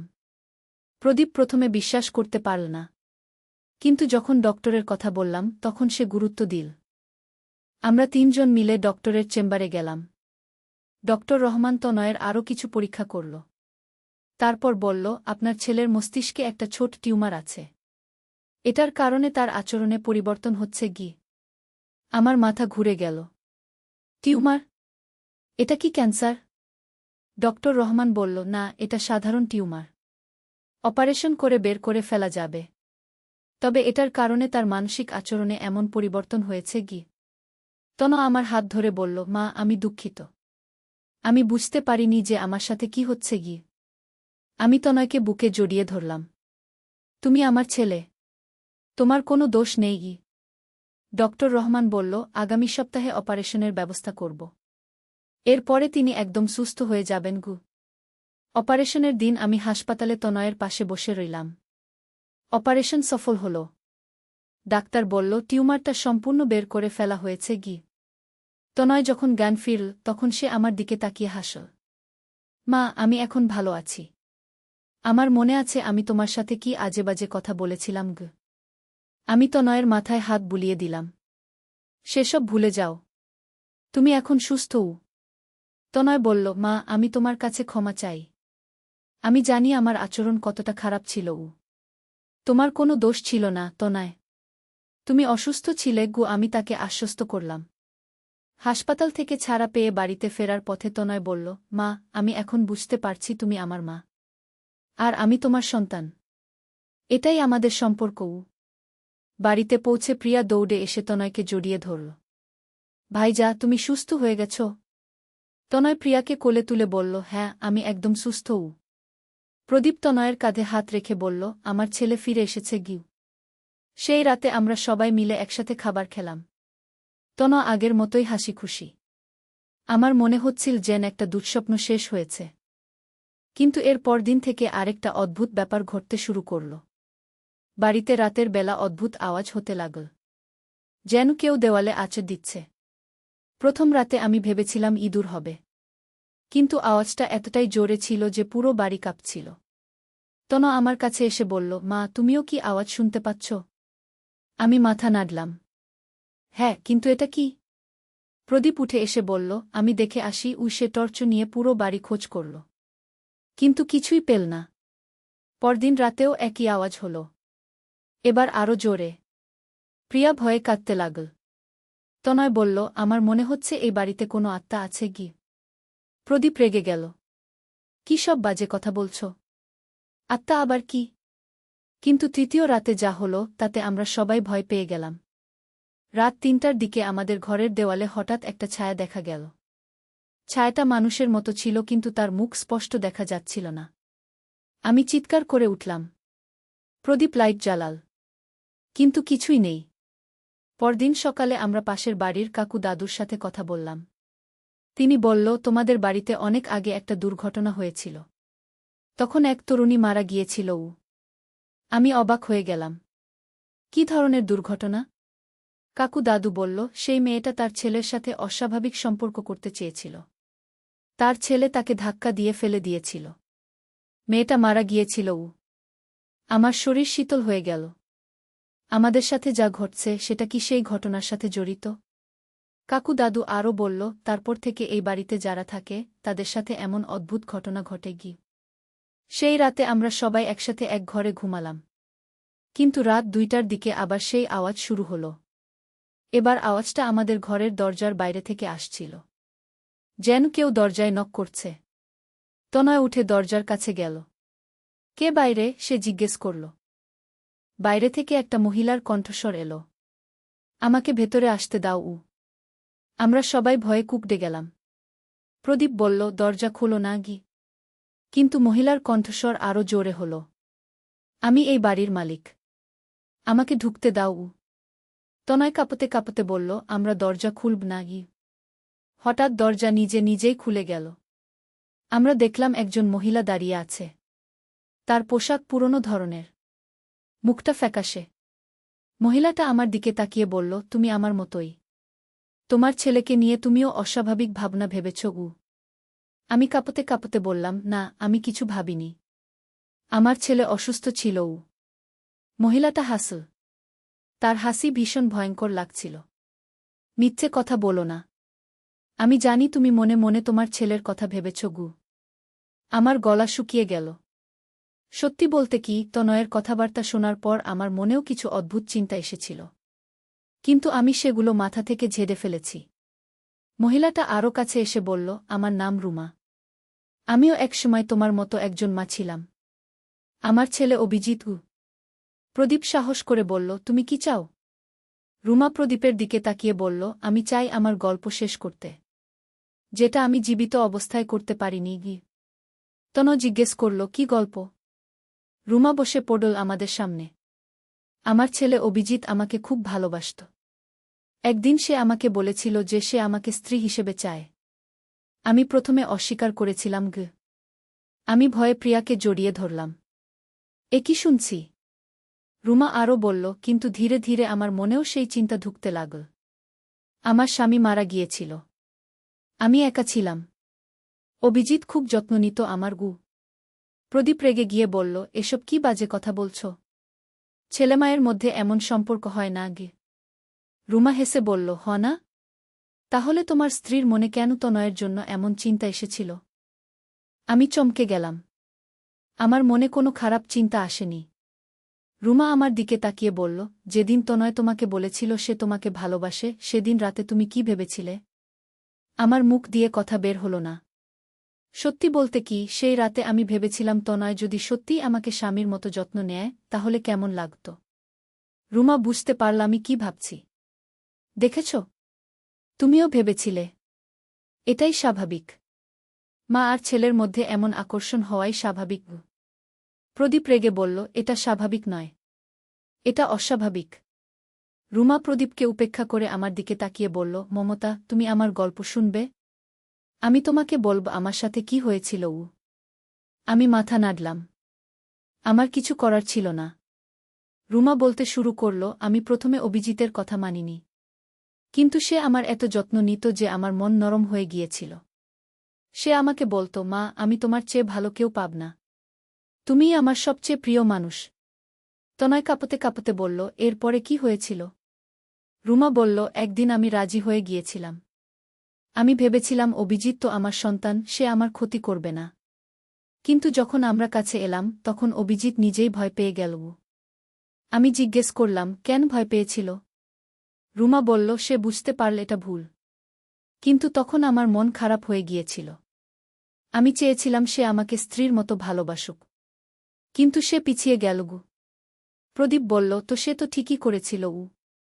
রুমা রেগে গিয়ে বলল, ঠিক করেছিল? সে আমাকে প্রথমে এমন আশা দিয়েছিল, তারপর হঠাৎ করে মুখ ফিরিয়ে নিল। আমি কষ্ট পেয়েছিলাম। তনু জিজ্ঞেস করল, তারপর কি হল? রুমা বলল, আমি অভিজিতের সাথে ঝগড়া করেছিলাম। বলেছিলাম সে আমার সাথে প্রতারণা করেছে। সেই ঝগড়ার সময় আমি সিঁড়ি থেকে পড়ে গিয়ে মারা গেলাম। আমার শরীর শীতল হয়ে গেল। তুমি দুর্ঘটনা মারা গিয়েছিলে? রুমা বলল, হ্যাঁ, কিন্তু আমি শান্তি পাইনি। আমার মন এখনও চায় একজন ছেলের সাথে মা হিসেবে ভালোবাসার সম্পর্ক করতে। প্রিয়া ভয়ে কাঁদতে লাগল। প্রদীপ প্রিয়াকে কোলে নিল। রুমা আমার দিকে এগিয়ে এসে বলল, মমতা, তুমি আমার মতো হও। তুমি তনয়কে স্বামীর মতো ভালোবাসো। আমি পিছিয়ে গিয়ে বললাম, না, আমি পারব না। তনু আমার ছেলে। রুমা রেগে গিয়ে বলল, তাহলে তুমি আমার মতো কষ্ট পাবে। তোমার মন সারা জীবন খালি থাকবে। হঠাৎ রুমা অদৃশ্য হয়ে গেল, কিন্তু ঘরে তার কণ্ঠস্বর ভেসে আসতে লাগল, আমি চলে যাচ্ছি না। তোমাদের জীবনে থেকে যাব, যতক্ষণ না তুমি আমার কথা মানো। পরদিন থেকে আমাদের জীবন দুর্বিষহ হয়ে গেল। রুমা প্রতিদিন আমাদের কাছে আসত। কখনো দেখা যেত, কখনো শুধু কণ্ঠস্বর শোনা যেত। সে আমাকে বলত, মমতা, তুমি তনয়কে ভালোবাসো। তোমার স্বামী তো তোমার যত্ন নেয় না। তনয় তোমার চেয়ে ভালো যত্ন নেবে গি। আমি কান বন্ধ করে রাখতাম। কিন্তু রুমার কথাগুলো আমার মনে ঢুকে যেত। একদিন তনয় আমার কাছে এসে বলল, মা, আমার মনে হচ্ছে এই ভূত আমাদের মাথা খারাপ করে দিতে চাইছে। আমাদের কোনো ওঝা বা পীরের কাছে যেতে হবে। আমি মাথা নাড়লাম। হ্যাঁ, আমরা কাল মিয়া পীরের কাছে যাব। পরদিন আমরা সবাই মিলে মিয়া পীরের কাছে গেলাম। পীর সাহেব আমাদের কথা শুনে বলল, এই ভূত খুবই বিপজ্জনক। এটা মানুষের মনে পাপের চিন্তা ঢুকিয়ে দেয়া গু। আমি জিজ্ঞেস করলাম, এর থেকে মুক্তির উপায় কি? পীর সাহেব বলল, তোমাদের বাড়ি ছেড়ে অন্য জায়গা চলে যেতে হবে। এই ভূত ওই বাড়িতেই আটকা আছে গি। প্রদীপ বলল, কিন্তু আমাদের সব কিছুই তো ওই বাড়িতে গু। পীর সাহেব বলল, জীবনের চেয়ে কি বাড়ি বড়? এই ভূত তোমাদের পরিবার নষ্ট করে দেবে গি। আমরা সেই দিনই সিদ্ধান্ত নিলাম যে আমরা বাড়ি ছেড়ে চলে যাব। কিন্তু যখন আমরা প্যাকিং করছিলাম তখন রুমা আবার এসে হাজির হল। সে বলল, তোমরা কোথায় যাবে? আমি তোমাদের সাথে যাব। তনয় বলল, তুমি এই বাড়িতে আটকা আছো। আমাদের সাথে আসতে পারবে না গি। রুমা হেসে বলল, কে বলেছে আমি এই বাড়িতে আটকা? আমি মমতার সাথে আটকা। যেখানে সে যাবে আমি সেখানে যাব। আমার মাথায় যেন বজ্রপাত হল। এটা কি বলছে? রুমা আমার দিকে তাকিয়ে বলল, যেদিন তুমি আমার কথা ভেবেছিলে সেদিন থেকেই আমি তোমার সাথে জুড়ে গেছি। পীর সাহেবের কাছে ফিরে গিয়ে আমরা এই কথা বললাম। পীর সাহেব চিন্তিত হয়ে বলল, এটা খুবই খারাপ। এই ভূত আপনার আত্মার সাথে মিশে গেছে গি। আমি কাঁদতে কাঁদতে বললাম, তাহলে আমার মুক্তির উপায় কি? পীর সাহেব বলল, আপনাকে 40 দিন কঠোর সাধনা করতে হবে। প্রতিদিন রোজা রেখে নামাজ পড়ে কোরআন তেলাওয়াত করতে হবে গু। আমি রাজি হয়ে গেলাম। আমি 40 দিন কঠোর সাধনা শুরু করলাম। প্রথম 10 দিন রুমা আমাকে বিরক্ত করতে লাগল। কিন্তু আমি অটল রইলাম। 20 দিন পরে রুমার শক্তি কমে গেল। সে আর আমার সাথে কথা বলতে পারছিল না। 30 দিন পরে সে একদম দুর্বল হয়ে গেল। 40 দিন পূর্ণ হওয়ার দিন রুমা শেষবারের মতো আমার সামনে এসে বলল, মমতা, আমি হেরে গেছি। তোমার ঈমান আমার চেয়ে শক্তিশালী। আমি তাকে বললাম, রুমা, তুমি ভুল পথে গিয়েছিলে। মা আর ছেলের মধ্যে এমন সম্পর্ক হয় না গি। রুমা মাথা নিচু করে বলল, আমি বুঝতে পেরেছি। আমি আমার পাপের শাস্তি পেয়েছি। তারপর সে আলোর মধ্যে মিলিয়ে গেল। আমি বুঝলাম সে শান্তি পেয়ে গেছে।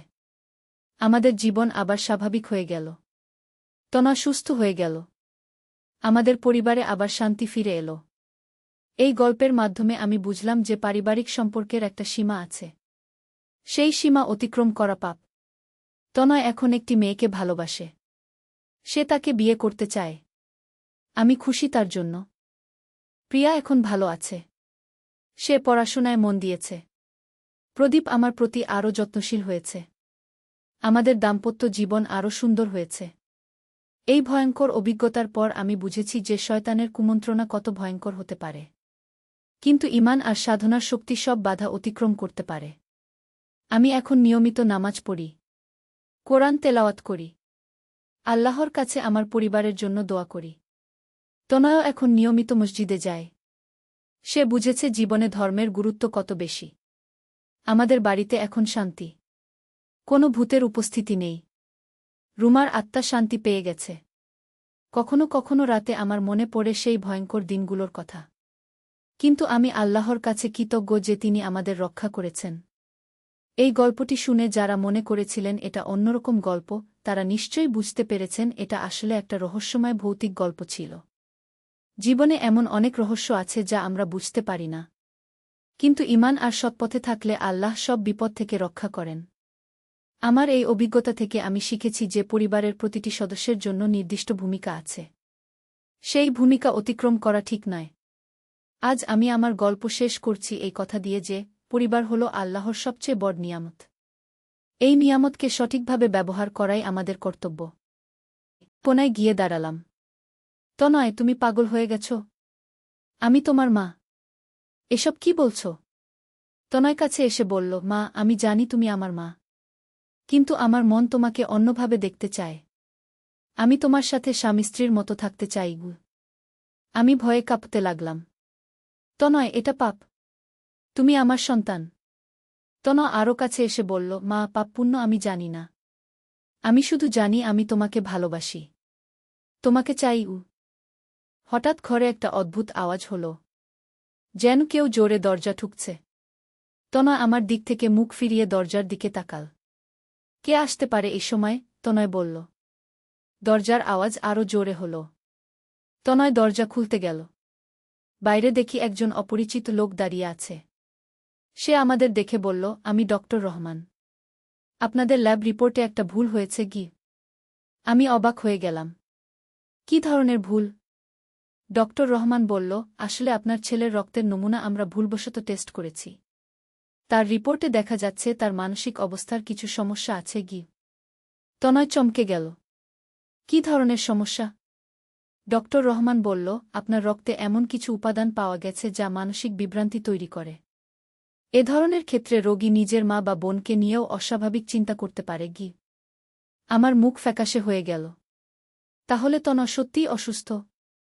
এটা কোনো রোগের লক্ষণ? ডক্টর রহমান আরও বলল, তবে চিন্তার কিছু নেই। সঠিক চিকিৎসায় এটা ভালো হয়ে যাবে। আপনাদের সাথে একজন বিশেষজ্ঞ ডাক্তারের পরামর্শ নিতে হবে। তনয় আমার দিকে তাকিয়ে বলল, মা, আমি বুঝতে পারছি। আমার সত্যিই কোনো সমস্যা হয়েছে। আমি তোমার সাথে যা বলেছি সেটা স্বাভাবিক নয়। আমি তনয়ের কাছে গিয়ে তার মাথায় হাত রাখলাম। তনয়, তুমি আমার ছেলে। আমি তোমাকে সুস্থ করে তুলব। ডক্টর রহমান বলল, আপনারা আগামীকাল আমার চেম্বারে আসুন। আমি বিস্তারিত পরীক্ষা করব। সেই রাতে তনয় আলাদা ঘরে ঘুমাল। আমি সারা রাত জেগে রইলাম। মনে হচ্ছিল কোনো দুঃস্বপ্ন দেখছি। পরদিন সকালে প্রদীপ অফিস যাওয়ার আগে আমি তাকে সব বললাম। প্রদীপ প্রথমে বিশ্বাস করতে পারল না, কিন্তু যখন ডক্টরের কথা বললাম তখন সে গুরুত্ব দিল। আমরা তিনজন মিলে ডক্টরের চেম্বারে গেলাম। ডক্টর রহমান তনয়ের আরও কিছু পরীক্ষা করল। তারপর বলল, আপনার ছেলের মস্তিষ্কে একটা ছোট টিউমার আছে। এটার কারণে তার আচরণে পরিবর্তন হচ্ছে কি। আমার মাথা ঘুরে গেল। টিউমার? এটা কি ক্যান্সার? ডক্টর রহমান বলল, না, এটা সাধারণ টিউমার। অপারেশন করে বের করে ফেলা যাবে। তবে এটার কারণে তার মানসিক আচরণে এমন পরিবর্তন হয়েছে কি। তনয় আমার হাত ধরে বলল, মা, আমি দুঃখিত। আমি বুঝতে পারিনি যে আমার সাথে কি হচ্ছে কি। আমি তনয়কে বুকে জড়িয়ে ধরলাম। তুমি আমার ছেলে। তোমার কোনো দোষ নেই কি। ডক্টর রহমান বলল, আগামী সপ্তাহে অপারেশনের ব্যবস্থা করব। এরপরে তিনি একদম সুস্থ হয়ে যাবেন। অপারেশনের দিন আমি হাসপাতালে তনয়ের পাশে বসে রইলাম। অপারেশন সফল হল। ডাক্তার বলল, টিউমারটা সম্পূর্ণ বের করে ফেলা হয়েছে কি। তনয় যখন জ্ঞান ফিরল তখন সে আমার দিকে তাকিয়ে হাসল। মা, আমি এখন ভালো আছি। আমার মনে আছে আমি তোমার সাথে কি আজেবাজে কথা বলেছিলাম। আমি তনয়ের মাথায় হাত বুলিয়ে দিলাম। সেসব ভুলে যাও। তুমি এখন সুস্থ। তনয় বলল, মা, আমি তোমার কাছে ক্ষমা চাই। আমি জানি আমার আচরণ কতটা খারাপ ছিল। তোমার কোনো দোষ ছিল না, তনয়। তুমি অসুস্থ ছিলে। আমি তাকে আশ্বস্ত করলাম। হাসপাতাল থেকে ছাড়া পেয়ে বাড়িতে ফেরার পথে তনয় বলল, মা, আমি এখন বুঝতে পারছি তুমি আমার মা। আর আমি তোমার সন্তান। এটাই আমাদের সম্পর্ক। বাড়িতে পৌঁছে প্রিয়া দৌড়ে এসে তনয়কে জড়িয়ে ধরল। ভাইজা, তুমি সুস্থ হয়ে গেছ? তনয় প্রিয়াকে কোলে তুলে বলল, হ্যাঁ, আমি একদম সুস্থ। প্রদীপ তনয়ের কাঁধে হাত রেখে বলল, আমার ছেলে ফিরে এসেছে। সেই রাতে আমরা সবাই মিলে একসাথে খাবার খেলাম। তনয় আগের মতোই হাসি খুশি। আমার মনে হচ্ছিল যেন একটা দুঃস্বপ্ন শেষ হয়েছে। কিন্তু এর পরদিন থেকে আরেকটা অদ্ভুত ব্যাপার ঘটতে শুরু করল। বাড়িতে রাতের বেলা অদ্ভুত আওয়াজ হতে লাগল, যেন কেউ দেওয়ালে আঁচড় দিচ্ছে। প্রথম রাতে আমি ভেবেছিলাম ইঁদুর হবে, কিন্তু আওয়াজটা এতটাই জোরে ছিল যে পুরো বাড়ি কাঁপছিল। তনয় আমার কাছে এসে বলল, মা, তুমিও কি আওয়াজ শুনতে পাচ্ছ? আমি মাথা নাড়লাম। হ্যাঁ, কিন্তু এটা কি? প্রদীপ উঠে এসে বলল, আমি দেখে আসি। সে টর্চ নিয়ে পুরো বাড়ি খোঁজ করল, কিন্তু কিছুই পেল না। পরদিন রাতেও একই আওয়াজ হল, এবার আরও জোরে। প্রিয়া ভয়ে কাঁদতে লাগল। তনয় বলল, আমার মনে হচ্ছে এই বাড়িতে কোনো আত্মা আছে। প্রদীপ রেগে গেল। কি সব বাজে কথা বলছ? আত্মা আবার কি? কিন্তু তৃতীয় রাতে যা হলো তাতে আমরা সবাই ভয় পেয়ে গেলাম। রাত ৩টার দিকে আমাদের ঘরের দেওয়ালে হঠাৎ একটা ছায়া দেখা গেল। ছায়াটা মানুষের মতো ছিল কিন্তু তার মুখ স্পষ্ট দেখা যাচ্ছিল না। আমি চিৎকার করে উঠলাম, প্রদীপ, লাইট জ্বালাল। কিন্তু কিছুই নেই। পরদিন সকালে আমরা পাশের বাড়ির কাকু দাদুর সাথে কথা বললাম। তিনি বলল, তোমাদের বাড়িতে অনেক আগে একটা দুর্ঘটনা হয়েছিল। তখন এক তরুণী মারা গিয়েছিল। আমি অবাক হয়ে গেলাম। কী ধরনের দুর্ঘটনা? কাকু দাদু বলল, সেই মেয়েটা তার ছেলের সাথে অস্বাভাবিক সম্পর্ক করতে চেয়েছিল। তার ছেলে তাকে ধাক্কা দিয়ে ফেলে দিয়েছিল।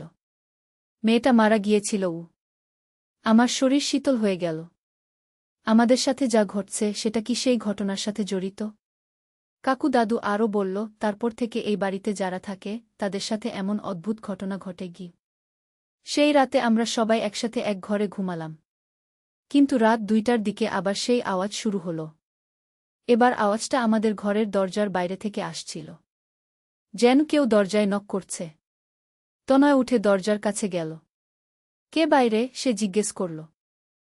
বাইরে থেকে একটা মহিলার কণ্ঠস্বর এলো, আমাকে ভেতরে আসতে দাও।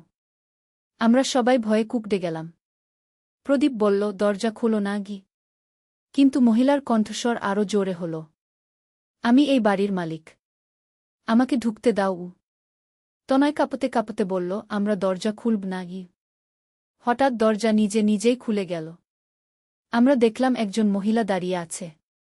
তার পোশাক পুরনো ধরনের, মুখটা ফ্যাকাশে। মহিলাটা আমার দিকে তাকিয়ে বলল, তুমি আমার মতোই। তোমার ছেলেকে নিয়ে তুমিও অস্বাভাবিক ভাবনা ভেবেছ। আমি কাঁপতে কাঁপতে বললাম, না, আমি কিছু ভাবিনি। আমার ছেলে অসুস্থ ছিল। মহিলাটা হাসল। তার হাসি ভীষণ ভয়ঙ্কর লাগছিল। মিথ্যে কথা বলো না। আমি জানি তুমি মনে মনে তোমার ছেলের কথা ভেবেছ। আমার গলা শুকিয়ে গেল। সত্যি বলতে কি, তনয়ের কথাবার্তা শোনার পর আমার মনেও কিছু অদ্ভুত চিন্তা এসেছিল। কিন্তু আমি সেগুলো মাথা থেকে ঝেড়ে ফেলেছি। মহিলাটা আরও কাছে এসে বলল, আমার নাম রুমা। আমিও একসময় তোমার মতো একজন মা ছিলাম। আমার ছেলে অভিজিৎ। প্রদীপ সাহস করে বলল, তুমি কি চাও? রুমা প্রদীপের দিকে তাকিয়ে বলল, আমি চাই আমার গল্প শেষ করতে, যেটা আমি জীবিত অবস্থায় করতে পারিনি। তন জিজ্ঞেস করল, কি গল্প? রুমা বসে পড়ল আমাদের সামনে। আমার ছেলে অভিজিৎ আমাকে খুব ভালোবাসত। একদিন সে আমাকে বলেছিল যে সে আমাকে স্ত্রী হিসেবে চায়। আমি প্রথমে অস্বীকার করেছিলাম। আমি ভয়ে প্রিয়াকে জড়িয়ে ধরলাম। এ কি শুনছি? রুমা আরও বলল, কিন্তু ধীরে ধীরে আমার মনেও সেই চিন্তা ঢুকতে লাগল। আমার স্বামী মারা গিয়েছিল। আমি একা ছিলাম। অভিজিৎ খুব যত্ন নিত আমার। প্রদীপ রেগে গিয়ে বলল, এসব কি বাজে কথা বলছ? ছেলেমায়ের মধ্যে এমন সম্পর্ক হয় না। রুমা হেসে বলল, হ না? তাহলে তোমার স্ত্রীর মনে কেন তনয়ের জন্য এমন চিন্তা এসেছিল? আমি চমকে গেলাম। আমার মনে কোনো খারাপ চিন্তা আসেনি। রুমা আমার দিকে তাকিয়ে বলল, যেদিন তনয় তোমাকে বলেছিল সে তোমাকে ভালোবাসে, সেদিন রাতে তুমি কি ভেবেছিলে? আমার মুখ দিয়ে কথা বের হল না। সত্যি বলতে কি, সেই রাতে আমি ভেবেছিলাম তনয় যদি সত্যিই আমাকে স্বামীর মতো যত্ন নেয় তাহলে কেমন লাগত। রুমা বুঝতে পারল আমি কি ভাবছি। দেখেছ? তুমিও ভেবেছিলে। এটাই স্বাভাবিক। মা আর ছেলের মধ্যে এমন আকর্ষণ হওয়াই স্বাভাবিক। প্রদীপ রেগে বলল, এটা স্বাভাবিক নয়, এটা অস্বাভাবিক। রুমা প্রদীপকে উপেক্ষা করে আমার দিকে তাকিয়ে বলল, মমতা, তুমি আমার গল্প শুনবে? আমি তোমাকে বলব আমার সাথে কি হয়েছিল। আমি মাথা নাড়লাম।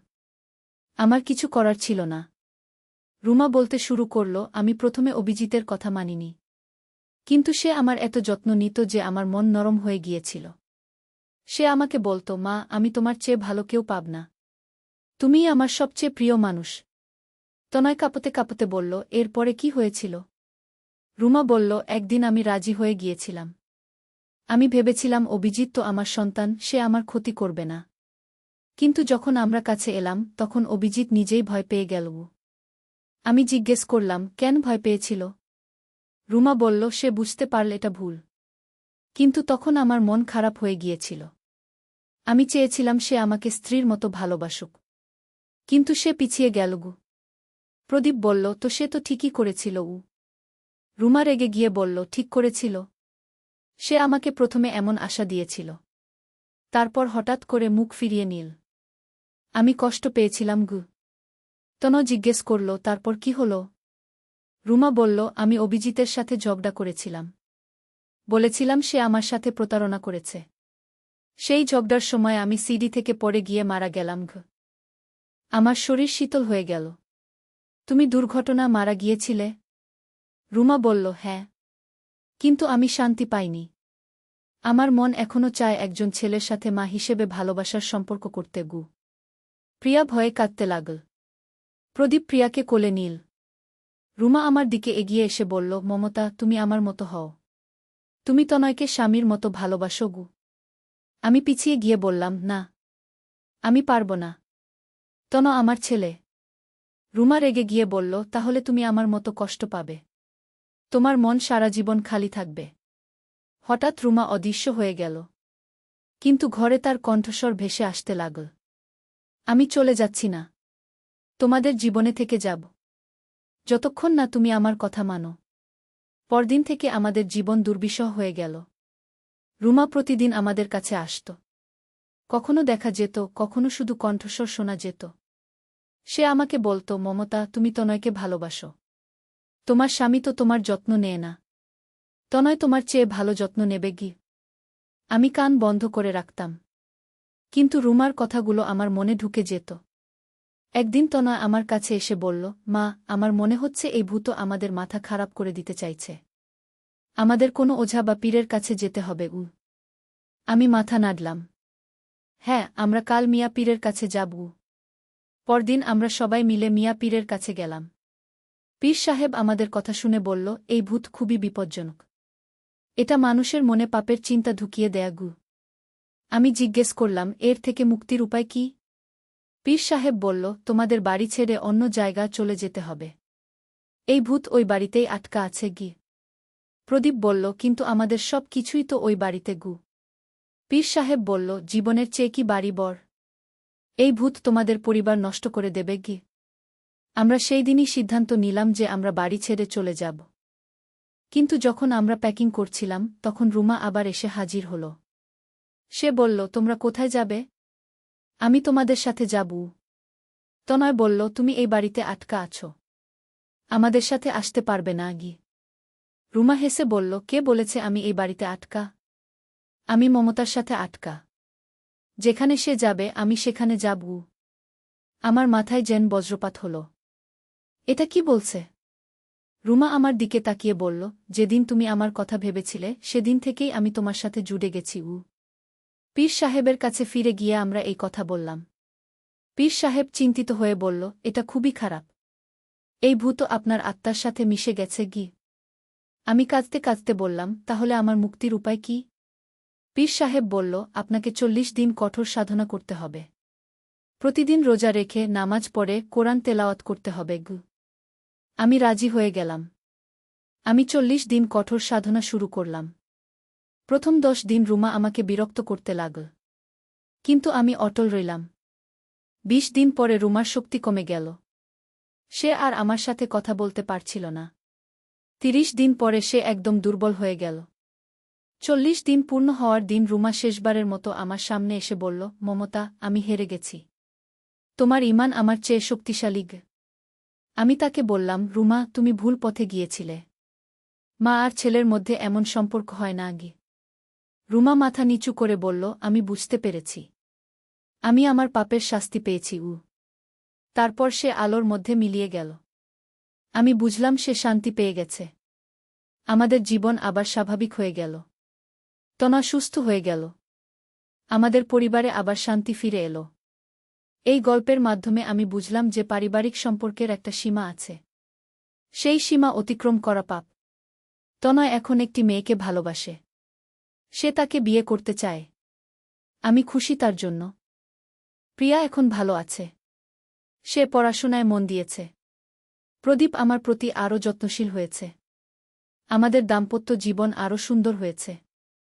এই ভয়ঙ্কর অভিজ্ঞতার পর আমি বুঝেছি যে শয়তানের কুমন্ত্রণা কত ভয়ঙ্কর হতে পারে। কিন্তু ঈমান আর সাধনার শক্তি সব বাধা অতিক্রম করতে পারে। আমি এখন নিয়মিত নামাজ পড়ি, কোরআন তেলাওয়াত করি, আল্লাহর কাছে আমার পরিবারের জন্য দোয়া করি। তনয়ও এখন নিয়মিত মসজিদে যায়। সে বুঝেছে জীবনে ধর্মের গুরুত্ব কত বেশি। আমাদের বাড়িতে এখন শান্তি। কোনো ভূতের উপস্থিতি নেই। রুমার আত্মা শান্তি পেয়ে গেছে। কখনো কখনো রাতে আমার মনে পড়ে সেই ভয়ঙ্কর দিনগুলোর কথা। কিন্তু আমি আল্লাহর কাছে কৃতজ্ঞ যে তিনি আমাদের রক্ষা করেছেন। এই গল্পটি শুনে যারা মনে করেছিলেন এটা অন্যরকম গল্প, তারা নিশ্চয়ই বুঝতে পেরেছেন এটা আসলে একটা রহস্যময় ভৌতিক গল্প ছিল। জীবনে এমন অনেক রহস্য আছে যা আমরা বুঝতে পারি না। কিন্তু ঈমান আর সৎপথে থাকলে আল্লাহ সব বিপদ থেকে রক্ষা করেন। আমার এই অভিজ্ঞতা থেকে আমি শিখেছি যে পরিবারের প্রতিটি সদস্যের জন্য নির্দিষ্ট ভূমিকা আছে। সেই ভূমিকা অতিক্রম করা ঠিক নয়। আজ আমি আমার গল্প শেষ করছি এই কথা দিয়ে যে পরিবার হল আল্লাহর সবচেয়ে বড় নিয়ামত। এই নিয়ামতকে সঠিকভাবে ব্যবহার করাই আমাদের কর্তব্য। কোনায় গিয়ে দাঁড়ালাম। তনয়, তুমি পাগল হয়ে গেছ? আমি তোমার মা। এসব কি বলছ? তনয় কাছে এসে বলল, মা, আমি জানি তুমি আমার মা। কিন্তু আমার মন তোমাকে অন্যভাবে দেখতে চায়। আমি তোমার সাথে স্বামী স্ত্রীর মতো থাকতে চাই। আমি ভয়ে কাঁপতে লাগলাম। তনয়, এটা পাপ। তুমি আমার সন্তান। তনয় আরও কাছে এসে বলল, মা, পাপ পুণ্য আমি জানি না। আমি শুধু জানি আমি তোমাকে ভালোবাসি। তোমাকে চাই। হঠাৎ ঘরে একটা অদ্ভুত আওয়াজ হল, যেন কেউ জোরে দরজা ঠুকছে। তনয় আমার দিক থেকে মুখ ফিরিয়ে দরজার দিকে তাকাল। কে আসতে পারে এই সময়? তনয় বলল।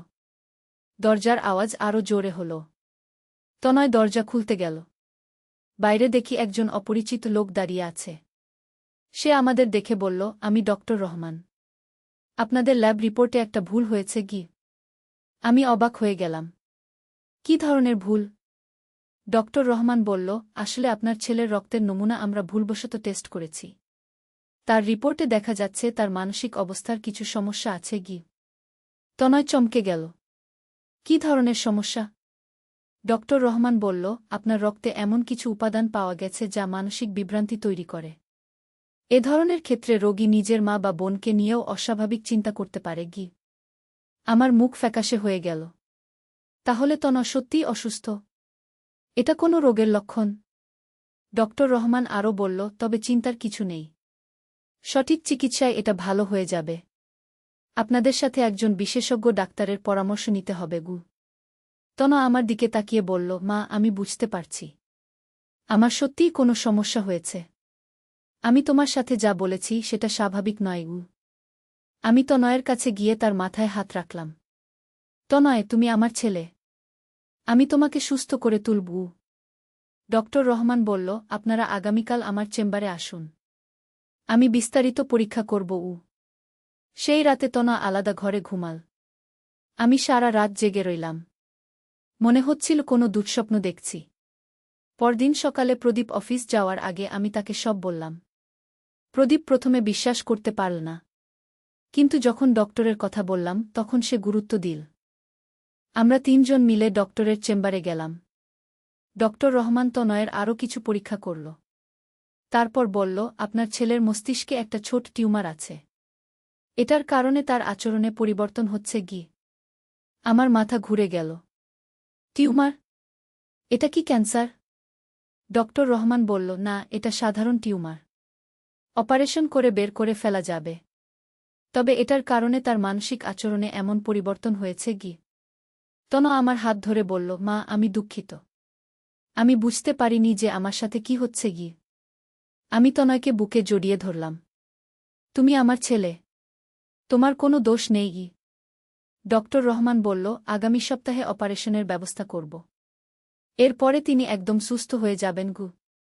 অপারেশনের দিন আমি হাসপাতালে তনয়ের পাশে বসে রইলাম। অপারেশন সফল হল। ডাক্তার বলল, টিউমারটা সম্পূর্ণ বের করে ফেলা হয়েছে। তনয় যখন জ্ঞান ফিরল তখন সে আমার দিকে তাকিয়ে হাসল। মা, আমি এখন ভালো আছি। আমার মনে আছে আমি তোমার সাথে কি আজেবাজে কথা বলেছিলাম। আমি তনয়ের মাথায় হাত বুলিয়ে দিলাম। সেসব ভুলে যাও।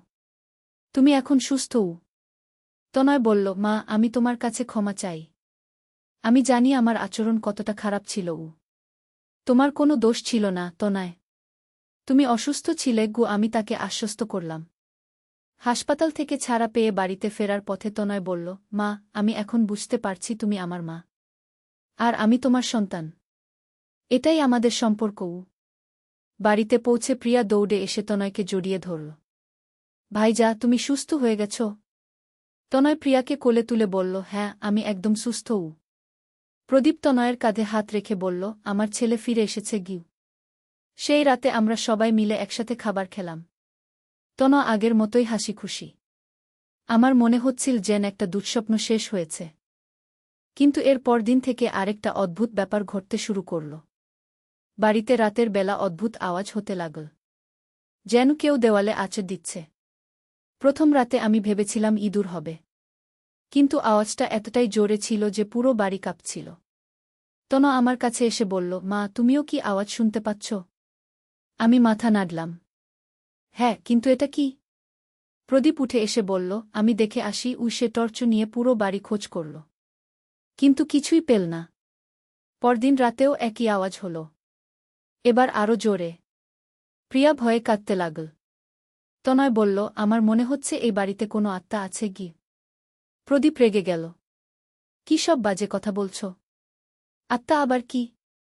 কিন্তু তৃতীয় রাতে যা হল তাতে আমরা সবাই ভয় পেয়ে গেলাম।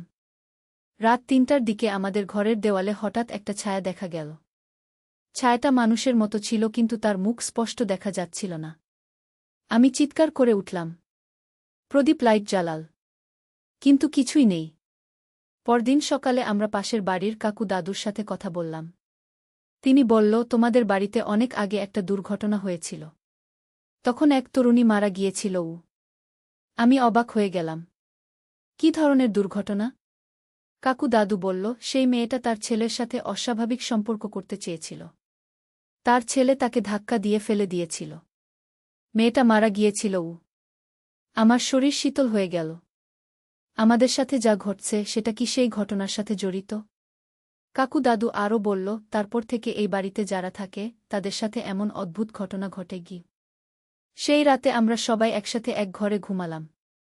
কিন্তু রাত ২টার দিকে আবার সেই আওয়াজ শুরু হল। এবার আওয়াজটা আমাদের ঘরের দরজার বাইরে থেকে আসছিল, যেন কেউ দরজায় নক করছে। তনয় উঠে দরজার কাছে গেল। কে বাইরে? সে জিজ্ঞেস করল।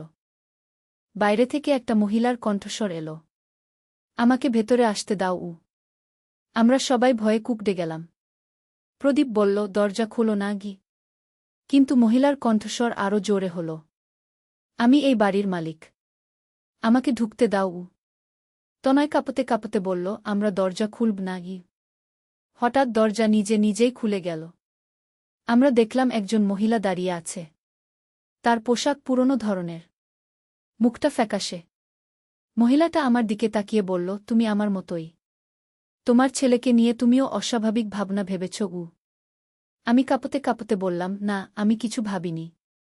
আমার ছেলে অসুস্থ ছিল। মহিলাটা হাসল। তার হাসি ভীষণ ভয়ঙ্কর লাগছিল। মিথ্যে কথা বলো না। আমি জানি তুমি মনে মনে তোমার ছেলের কথা ভেবেছ।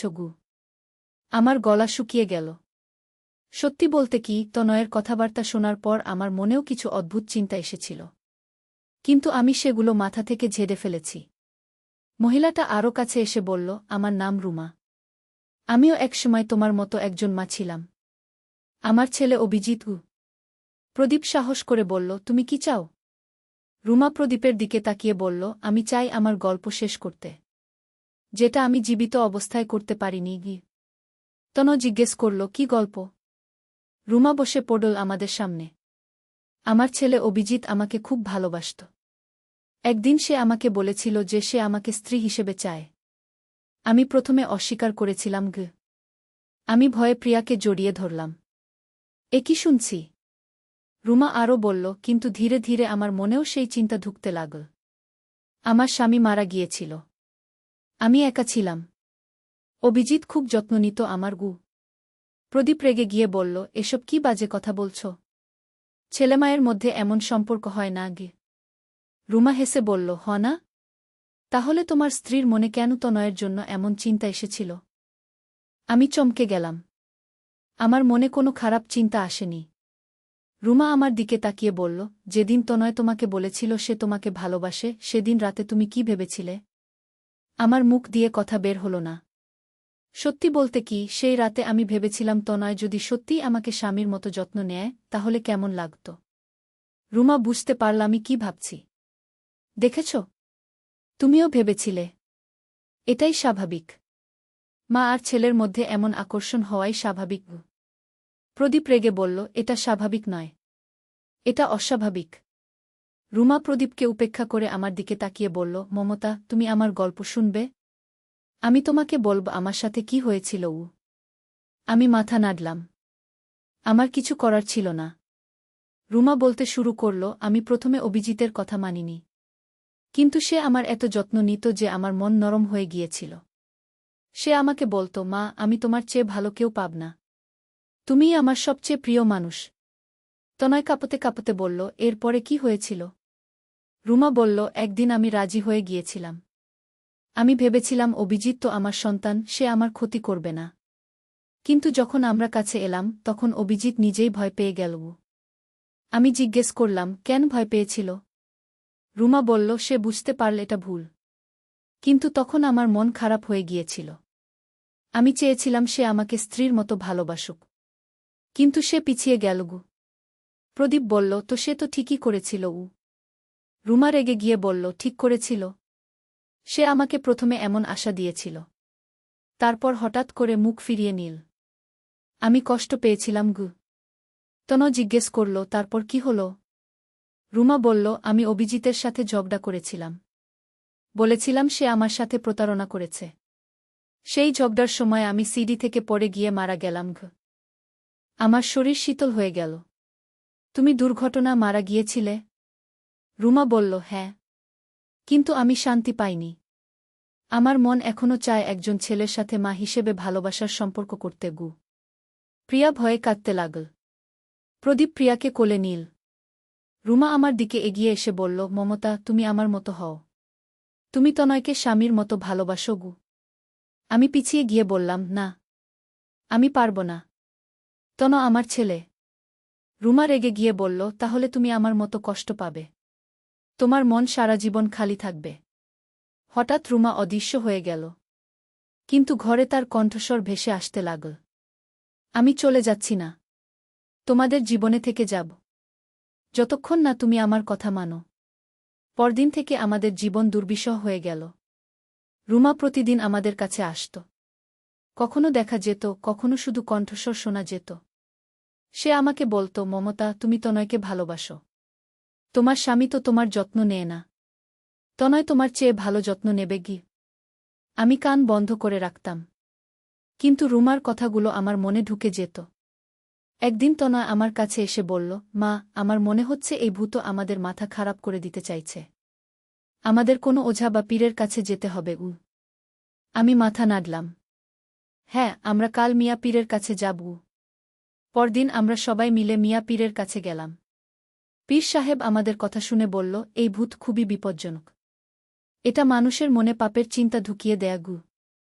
আমি জিজ্ঞেস করলাম, এর থেকে মুক্তির উপায় কি? পীর সাহেব বলল, তোমাদের বাড়ি ছেড়ে অন্য জায়গা চলে যেতে হবে। এই ভূত ওই বাড়িতেই আটকা আছে।